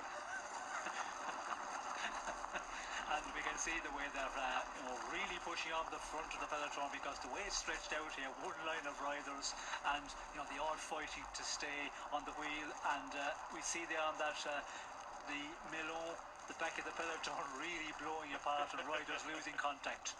Here we go. Another Melon. Yeah, this is the one I'm talking about. The big melon. This is the honeydew they're doing right now, or the watermelon. I don't know. Anyway, a minute and 19 is what they've got. And the pace is absolutely relentless. You see these guys, they've had very, very short turns and been expected to do their job. Of the breakaways that we've had, this is very brave, Robbie, that they took this on and that they're still gunning for it. It has been a brave ride and a really admirable ride by these four, because there are a lot of riders in the peloton who this morning already would have resigned themselves to being caught if they went out the front, because it was Groves wants to win, Bittner wants to win, we're going to get chased down, it'll be a bunch sprint, so we're not going to bother going. But the four brave men who have done it are putting up such a good fight with just under 19 kilometres to go. They're only around 3 kilometres from taking the turn along the coastline and picking up the tailwind that's blowing, and all the way in towards the finish in Santander. So they'll be itching for that moment. They're only now a few hundred metres from the top of this climb. After this, plateau, downhill, very slightly undulating in towards the finish, but no more hills, no more pinches like this. There's still a chance. There is, and I believe that Jonas Gregar believes he's got one. Let us wait and see. Last year it was in the Comunidad Valenciana. He had a phenomenal breakaway day and managed to hold on by the skin of his teeth. And I believe just got edged that day. Finished third place. I'll check on it in a moment's time. But yeah, there's a lot of heart here, Sean. There is a lot of heart, and of course, you know, the four men here. 4 teams that hasn't got a stage win, if I'm correct. It's a long time ago since we started this race, so I could be missing out on one, but I think that is the case here. So for those teams to be in this situation, it's a huge one here, and you know the gap they have, it's still promising, and now it'll be an interesting one when we come to the final Melon. How will the peloton get over it? Because the riders on the front, they could start to suffer here and it could fall apart a little bit, and then advantage to the breakaway again, because with the advantage they have at the moment, it's a nice one. But if the peloton can keep it together like they have been, meaning the riders on the front, well then it's going to be I think a disappointment for them. So this next little kicker here we will see as they get over how they're organised in the front of peloton. Spectacular estuary, as you can see, with all the wash off just reaching the sea. Absolutely spectacular, the two colours here. Well, there are two colours, there's green and red, on or off, and right now everyone is into the red but fully committed. They press green for go, Sean, and the green jersey is on the shoulders of Caden Groves. Can he, will he live up to expectations? You first, Sean. Well, I think if they get to the finish, Caden Groves is by far the big favourite here, and you know, unless he really runs out of men totally in the final, where they have to, you know, commit their final 2 lead-out men to close down the gap, meaning in the final, you know, 6 kilometres to go, then it could be a problem. But for the moment, he has a man or two. Even without a lead-out man, I think Caden Groves had a huge advantage over the rest, because he is certainly, you know, the strongest and the fastest, and you know, he gets over the long number of days. He is very performed over 3 weeks, so I think on all of that, he is, for me, the one who, if it comes back together, should be the one to take stage win. But still, they have that minute, you know, and this is starting to really, you know, put them under pressure here now, and there'll be a little bit of panic as well. And the big question is, will there be other teams that haven't contributed, that have fast men, will they get involved? Because, you know, they will be getting maybe orders from the DS. Yeah, the riders, the 2 teams are riding all day, they're not going to be able to close it. You guys have to, you know, get up there and give them a dig out. Well, as you say, Caden Groves has got a man or two. I think you need a man or tea to win today, to be honest, with the rain coming down. But Robbie, it's now Caden Groves is the man that all eyes are going to be upon. That green jersey, it's the wheel to follow, I reckon. It is, and that is exactly the thing that makes it so difficult for all the others. We talk about Pavel Bittner, who is the most likely of all the others to be able to take on Caden Groves in a sprint and bring it to a successful conclusion. He's done it already in this race, beat Wout van Aert head-to-head with Groves behind him as well in Seville on stage 5. But it'll depend on Bittner. I'll be curious to see how his team tackles the last kilometre, if they try and go with his teammates to the front to provide the lead out with Julius van der Berg and Martin Dusveld, or if they just try and place him on the wheel of Caden Groves. But obviously, as you just said, Groves the man to watch, the overwhelming favourite. So many riders will be battling for that wheel. Can't help himself. Campenaerts launch, isn't that? Right, with all this messing around, I am getting very serious indeed. I thought he was going to target tomorrow, but he's been lively today. He's always been up towards the front, Sean. Even at the intermediate sprint, he was kind of hovering around. He's been squirreling up on the right and left-hand side of some narrow roads. And right now, he's just going for it. Yes, and is this for himself or is it for his teammate out front? Because this could be a tactic, you know, just give it a little bit of a real push on, upset the organisation on the front of the peloton, and the riders, you know, from Albacin de Koning and Kern Farmer, they're starting to suffer. So if you break them up a bit at all, that really, you know, creates advantage to the breakaway. So it'll be interesting to see will Campenaerts continue here in his own interest, or is it for his teammate out in front? Well, if he catches his teammate very late on, it just happened to be him, I think there'll be plenty to talk about around the dinner table, but we've said that so many times here. Here he is, essentially attacking his own man, but a disruptor is what he is great at. And right now, he is off and indeed means business. A lot of destiny, a man on in groups 1 and pursuit. It looks like it may well have been wound back in. No, it isn't. He's still busy here. Well, this is going to mess with the heads, Robbie, of all of the sprint teams. Yeah, definitely will. I actually expected Victor Campenaerts to go, just not this early. I thought he might wait until at least his teammate was either completely caught or the breakaway was most certainly doomed. This is, on one side, yes, it can prove to be a disruptor if things go his way. They could also, on the downside for him, just increase the speed of the peloton, a reaction from fresher riders, then starting to come to the front and do their bit, chase Campenaerts at the same time, just narrow down the gap that's left with 14k to go to the 4 riders out the front of the break, and that will bring his own man undone. This is the road that takes you down to the coast. There's 2 more kickers before we get home. There's a little horizon fall, actually, within the last 2 kilometres as well. We climb from 2 up to the Flamme Rouge, and then we come back down and, after rounding a headland into town. It's fully flat with 500 metres remaining. 350 of those metres are indeed finally with sight of the finish line. It's a gentle right-hander. I say gentle, it'll be a high-paced but reasonably significant. Best place to be is on the inside line. Now let's see if anyone has a chance to select those positions. It looks like Campenaerts has finally been wound in, but who's been on the duty, Sean? Well, I think it was still the team of Caden Groves, Albacindo Koenig, they were continuing. He had a teammate in the wheel, but he's reeled in now. And you know, when you see him going in the attack like that, it was, you know, a reel up in acceleration. But then when he got the gap out front, you know, the breakaway could have been going close to the same speed he was doing. 42 seconds at the moment.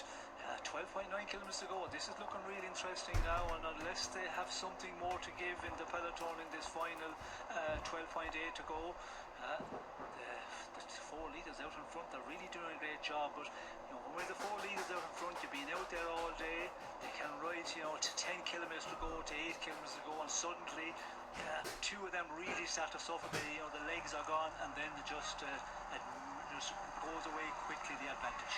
The days we've had, the weather we've got, the roundabouts we have to take, Robbie, they're all going to have a neutralising effect on the will, maybe, of the chase. And the more technical the course in these conditions, the better it is for the breakaway hard for the peloton to get that real roll on and use the power in numbers. So if this break can get themselves into the outskirts of Santander, a number of roundabouts, and you never know what might happen behind as you're trying to ride their way back onto the break and take time away from them, take too many risks in sections like this, a roundabout. Things can go wrong in these weather conditions, and the break should never give up hope. Certainly not. Well, they're starting to shred. That was Reisebeek, whose job is done for the day for Caden Groves. Well, with the Raiders it is. That's Kern Farmer that's doing a little bit of work. You'll have to stick with us while we try and see past the rain droplets here. Team DSM Firmenich for Pavel Bitno really tanking into this one. They stripped out the clock. I believe it's 33, 36. It's sweated too, and they're still here. And goodness me, well, we've had cloud at the top of the mountains. Now we have a trio. So who has been dropped? Thomas Champion. Yeah, I don't know whether there's been an incident on one of the roundabouts here as they flick-flack through. 3 only, so each one has only 2 riders to worry about on the inside. They can't start feathering their pace right now. They've all got to go for it. Otherwise, none of them are going to get a position. 35 seconds now. With every single one of these roundabouts, it just adds more nerves back here, and I'm starting to think Caden Groves, back of his mind, look what happened to Wout van Aert. Do I really want to impose myself when I've got the green jersey? Is he building some insurance into today, Robbie? No, I don't think so with Caden Groves. I think as a purist sprinter that he is, You might be wearing a green jersey, but it'll be the red mist that's descending as we get closer to the finish. If Caden Groves sees the opportunity for a stage victory, he'll give it everything. He's not thinking of risks anymore, and he won't be too perturbed about the 37-second gap with 10 kilometres to go. He'll still think this is fairly under control. We're going to get a nice late catch. They're going to set me up for a sprint and let the others just do their best. Where this is happening at this going, Sean, they're going to get caught just on the climb to the Flamme Rouge by my reckoning, but they still hold 33 seconds. Yes, but with 10 kilometres to go, that's 32, 33 seconds is going to be a difficult one. They've lost a man, Champion is gone here, and yeah, this is going to be a disappointer for the breakaway again. And, they're starting to really push on here, but I think the peloton have it in control here. We can see, the numbers still there. We can see, Karen Farmer, we can see Caden Groves' team, Albus Indriconic, we can see, a lot of teams are contributing, so this is going to be Team DSM Firmenich also, they're involved. It's going to be a disappointer here, 34 seconds, unless something go wrong back in the peloton, as you were talking about, and Caden Groves taking the risk here. He's going to just follow his teammates and follow the rest in front, and hopefully that they do not make a mistake, but that's the risk you have to take. And Robbie will know this, when you're going into a final like this, you have your team riding for you. They're going around the corner, and you just say to yourself, well, if they get around it, I get around it, but if they go down, I might have to go down as well. There you go, Robbie. It's a question of trust on a day like today, and trust your adhesion to the road as well. Yep, you've got to trust it, you've got to have the confidence, you've just got to be on the wheel of the teammate you trust the most, and for Caden Groves, it'd be Edward Plancard, who's been leading him out throughout this Vuelta. But this break is really holding strong. There's just a big acceleration by Thibaut Gernelec, the man in the bright yellow here in the break. It looked like he was just seeing if he could get rid of the other two, because Jonas Gregard is starting to really suffer now in this group. He's missed a couple of turns. Isasi is doing his best to match the big turns of Gernelec, but it's the man in fluoro yellow from Arkea B&B Hotels who looks to be the strongest in this group, and he's making big pushes, and we're just under 9 kilometres to go. They still have more than 30 seconds. We've done a lot of looking over the shoulders. There is, and that's indicative of perhaps a lack of confidence or indeed nerves, and they're all welcome to have a bucket full of those on a day like today, which is easily filled. 8.6 kilometres from home, 29 seconds it states now. It looks like they're going to be caught with 5 to go, and then it's tee yourself up. We might even get a little diminution of the pace. Right now it's relentless and ups into Koenig. Of course, it's they that have the real firepower, and they are eating into this gap now, Sean. Yes, they are eating into it, but again, it'll be interesting now, 28 seconds, how quick will they start coming down? If they get into the 5 kilometres to go, and they still have that 25 seconds advantage, but it's all about, these three out front, and, talking about the stronger one, Gernelec, he has to, use the rest for quite a number of kilometres. If you're really strong, you do extra than the others on the front, and you do a longer pull, but you try and keep them with you, because that little bit of the guys taking the front and giving that little rest period is so important in this tight, gap advantage for the breakaway. So they have to get into the very final before you think, well, I have to try and finish here alone. That's something for later in this stage. 25 seconds and just under 8k to go.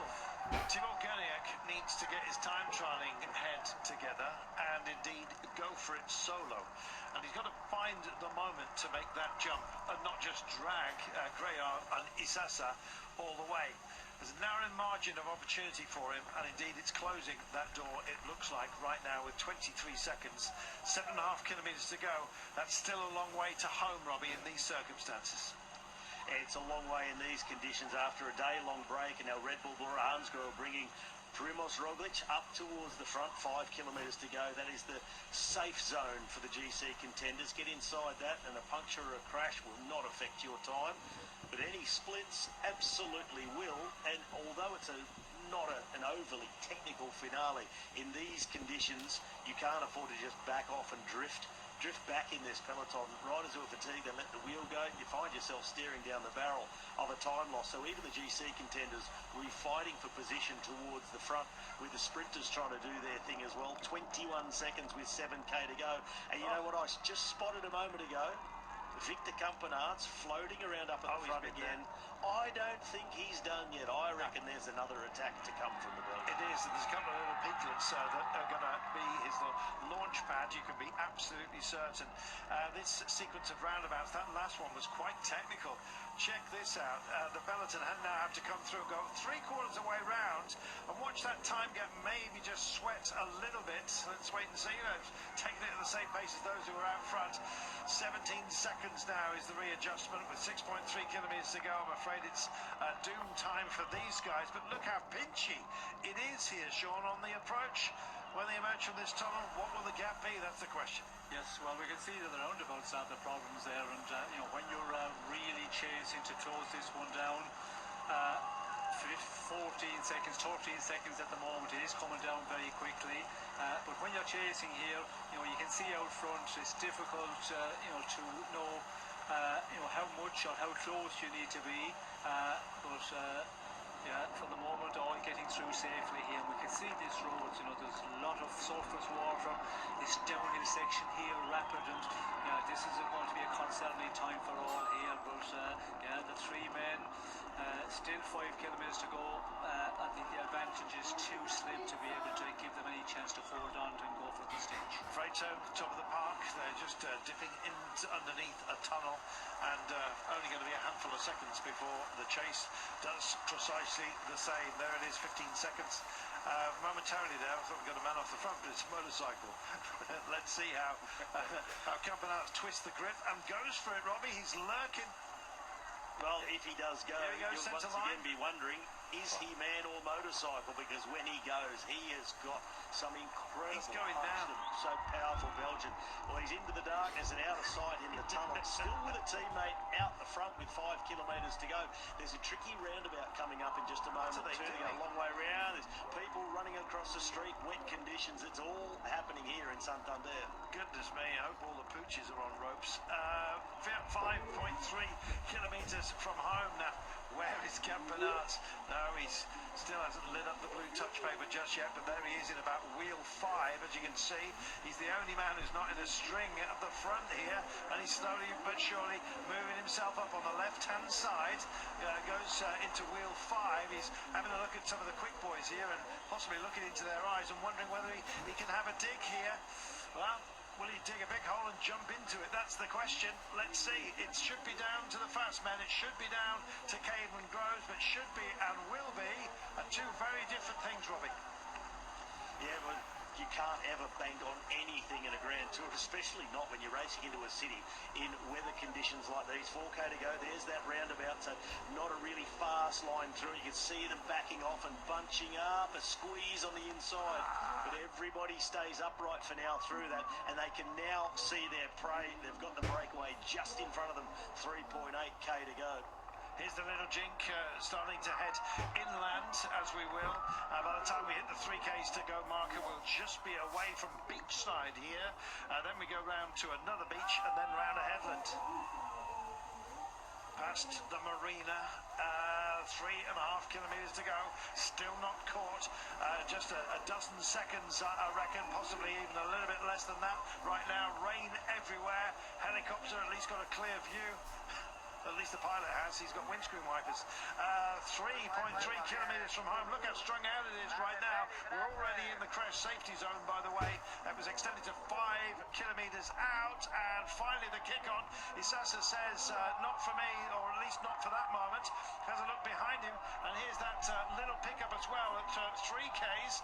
Now this will take us to 2. Then we go round a headland. And then it's dig in time until the finale. And finally Gadiak decides it's got to be now. He's got a TT all the way home. They're wrestling for his wheels, but everyone else wrestling for position right now. 2.9 kilometres from home. Lots of lines being described in the road. There's a lot of standing water here. Let's just hope that the finale itself, which we saw earlier on, with puddles all over the place, and they're about to be caught. But here's your flyer, and is it Campenaerts? That's the question. From this sort of distance, hard to see, but don't be surprised indeed if it is. We're slowly but surely looming down upon its Kung. Oh my goodness, this is a phenomenal drive. Now, who else has got something that they could possibly get out of today? Schmidt, I beg your pardon, has gone for Jayco. He goes round to the centre of the road and is now on full chat. Now, Who's chasing him here from DSM Firmenich Post-Adel? That's the big question. I don't think it's Bittner. Is it just Felt? Is it Max Paul, for goodness sake, after yesterday? That would be heroic. Let's wait and see. Far too far out to tell, but it's the Swiss champion Mauro Schmidt from Jayco who is going for this. Maybe doing an Eddie Dunbar, who sprung out and sprung indeed up to a famous victory. You may well remember on stage 11 in Tokyo. Oh, look, here he goes. Robbie, he can't help himself. It's got to be Campenaerts. It looks like that riding style, the faint colours red and that turquoise of Lotto Destiny. So that's Campenaerts with under 2 kilometres to go. He's riding his way across to Mauro Schmidt. The right, it is Campenaerts. You see the aero form of him coming across to the front too. He's got about 50 metres on the chasing peloton with 1.7 to go. He tried this exact move on stage 3, which was won by Wout van Aert. They were all over on that occasion, but this is a much depleted peloton. Not as many riders to chase. They just don't have that big acceleration they do in the early days of a Grand Tour. Campenaerts now into the wheel, the slipstream, a few deep breaths, get ready for him to launch phase 2. Let's wait to see if anyone's tempted to go and join the fun. Meanwhile, back here, it's kind of cast asunder. Say for Caden Groves, who's very much still in the vanguard. Pavel Bittner is there at the moment. Groves kind of chasing him just for the time being.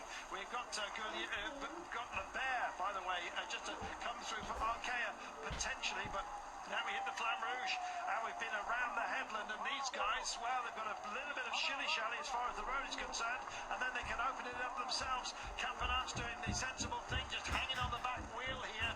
It's Enzo Leinzer with Mauro Schmidt out front with Campenaerts all over his back wheel, and are they going to deny the sprinters? I think they might just do so, you know, almost a slow-motion bicycle race right now, as you can see, as they try and bring it home after 3.5 hours in the swimming pool here. Well, there's only the last, 350 metres that they will have a full view of the finish line. We're not there just yet. Our view is full of the green jersey. When's he going to light it up? And here goes Kurt Farmer as well. Parligel's on the barriers. They're just trying to neutralise each other. This is the final turn that they have to take. This opens up with sight of the line. Schmidt tries to work it, but so does Caden Groves. He's coming through. He's got the lead out here. Groves is on the left-hand side of your picture. Towards the barriers is the green jersey. Has he got the head of absolutely everybody? It certainly looks like that. Pavel Bittner's on his case. That's going to be on the throw between the pair. Oh, it had to be Groves. Groves gets there ahead of Bittner and Marit. That was a bit of quality, I can tell you. Talk about timing. They didn't head the field until the last 18 metres or so. That was absolutely remarkable. Caden Groves in green. Huge expectations. And he absolutely nailed it, as he should. Number 3 for Groves, and that was on a razor's edge for the entire last 10 kilometres. Would they get to 3? But then that attack by Mauro Schmidt, and just never looked back, never asked for assistance. He had a DSM rider in his wheel who refused to come through because he was riding for Bittner. Victor Campenaerts, he gambled by not coming through to do a big turn, but they were pinched right at the last. Edward Plancart, he started early to bring Groves, who just bided his time up the final straight. Bittner had the chance to go early, but chose to stay in the wheel of Groves until he launched his sprint. And when he tried to come out of it, well, Groves was just carrying too much speed. He had too much power. The favourite wins, but it made it no less exciting. Sean, being favourite and living up to the billing are two different things. He's done it. Well, the team did an excellent job in the end.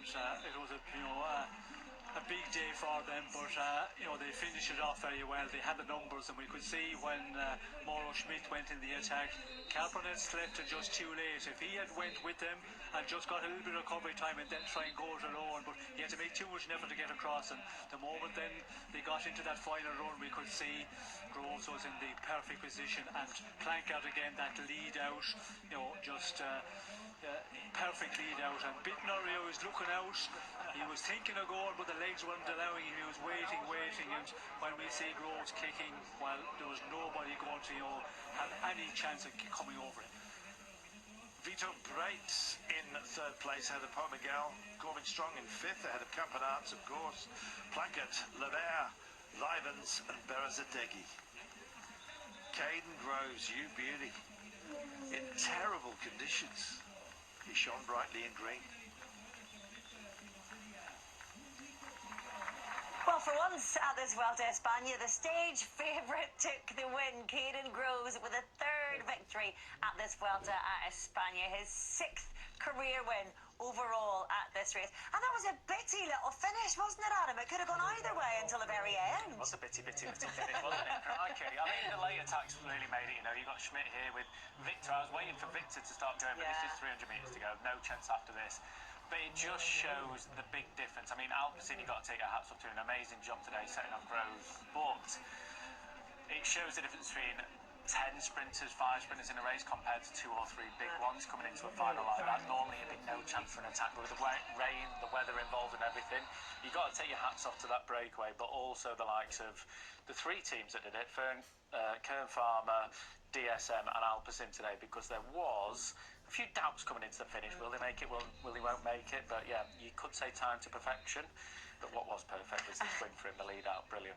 I'm just laughing to myself because you say you could say time to perfection. And as we were watching the initial break get caught, 3 kilometres to go, we were saying, is this perfectly done by Alpecin? And we all said, well, let's wait and see how it pans out, because we just didn't know. But in the end, in hindsight, is 2020, Alpecin nailed it. They did, and you're always going to be right into that calculation. You're going to try and catch the breakaway as late as possible, just to try and put off the tax from the likes of Victor Campenaerts. It makes it a lot more controllable in that instance. But I can't help wondering if DSM Kern Pharma didn't help Alpecin earlier on in the stage, whether it would have kind of diminished that firepower of Alpecin in the final, because he was the clear favourite, and that was kind of the big talking point throughout our commentary, because DSM and Kern Pharma showed their hand early in that assist of, you know, that control and closing the gap to the breakaway today. I think they did the right thing, you know. I think second on a stage like that, right on the back of Groves there, they did the right thing, and I think controlling and helping how they did set him up with the best possible opportunity to do so. I think if they'd have left it and said, you do the work, it could have been a completely different outcome. They might have not even had the chance to get the stage win or come second. So I think for them, it's just controlling the controllables, and what they could control today was making sure they had the best possible chance of getting a stage victory, and they did that rather than just say Alpecin, win it for us or lose it for us, basically, which for a team which you've got a guy that has won a stage, it's a lot of weight to put on one team. Yeah, well, victory in the end then for Caden Groves, the green jersey on his back at the start of the day, and a third stage win at the end of it. Let's hear from his teammate, shall we, Ed Plankart. Well, congratulations, first of all, for that stage victory for Caden. That was super close. He was telling you right now, or we win or we crash. Was it that crazy, the final kilometer? Yes, the last 200 meters or 300 meters before the corner, it was a little bit downhill. There were still 3 guys up front, but he was going super fast, so we had to take the corner like we, on the limit, yes. Were you concerned at some point of the breakaway and then the other guys attacking in the front? Oh, the breakaway, not really, but we knew in the final Campenaerts and Schmidt and all those guys would try to have a go, but we kept Maurice behind, and he was still strong enough to close it. How was it the day today? Because it was not an easy route. It was? It was not an easy parcours, let's say. Not, sorry? An easy route. And? Sorry? Easy profile. No, of course not, but yeah, also DSM believed in their sprint, and also Kern Pharma, so we worked a bit together, and it worked out pretty good. Great Vuelta a España for you. Yes, especially for the whole team, actually, yes. Thank you. Thank you very much. Well, they're certainly grateful of the work that DSM and Kern Pharma did in the end then. Talking about having to come into that final corner, though, full gas, that is stressful, Adam, with the weather that we had, wasn't it? Yeah, it's stressful, but it sometimes does make it easy with the rain. I know that sounds ridiculous, but there's so many people put off by it, and there's so many people taking less risk because of the rain. So you come into a corner like that, and people are already braking 10, 15, 20 metres before it. In the corner, no one's trying to take a big run round the outside. That in the dry, there'd be people elbowing through the corner sill. So when you look at this now, this is the final sprinter line, and it was a fairly simple one. You could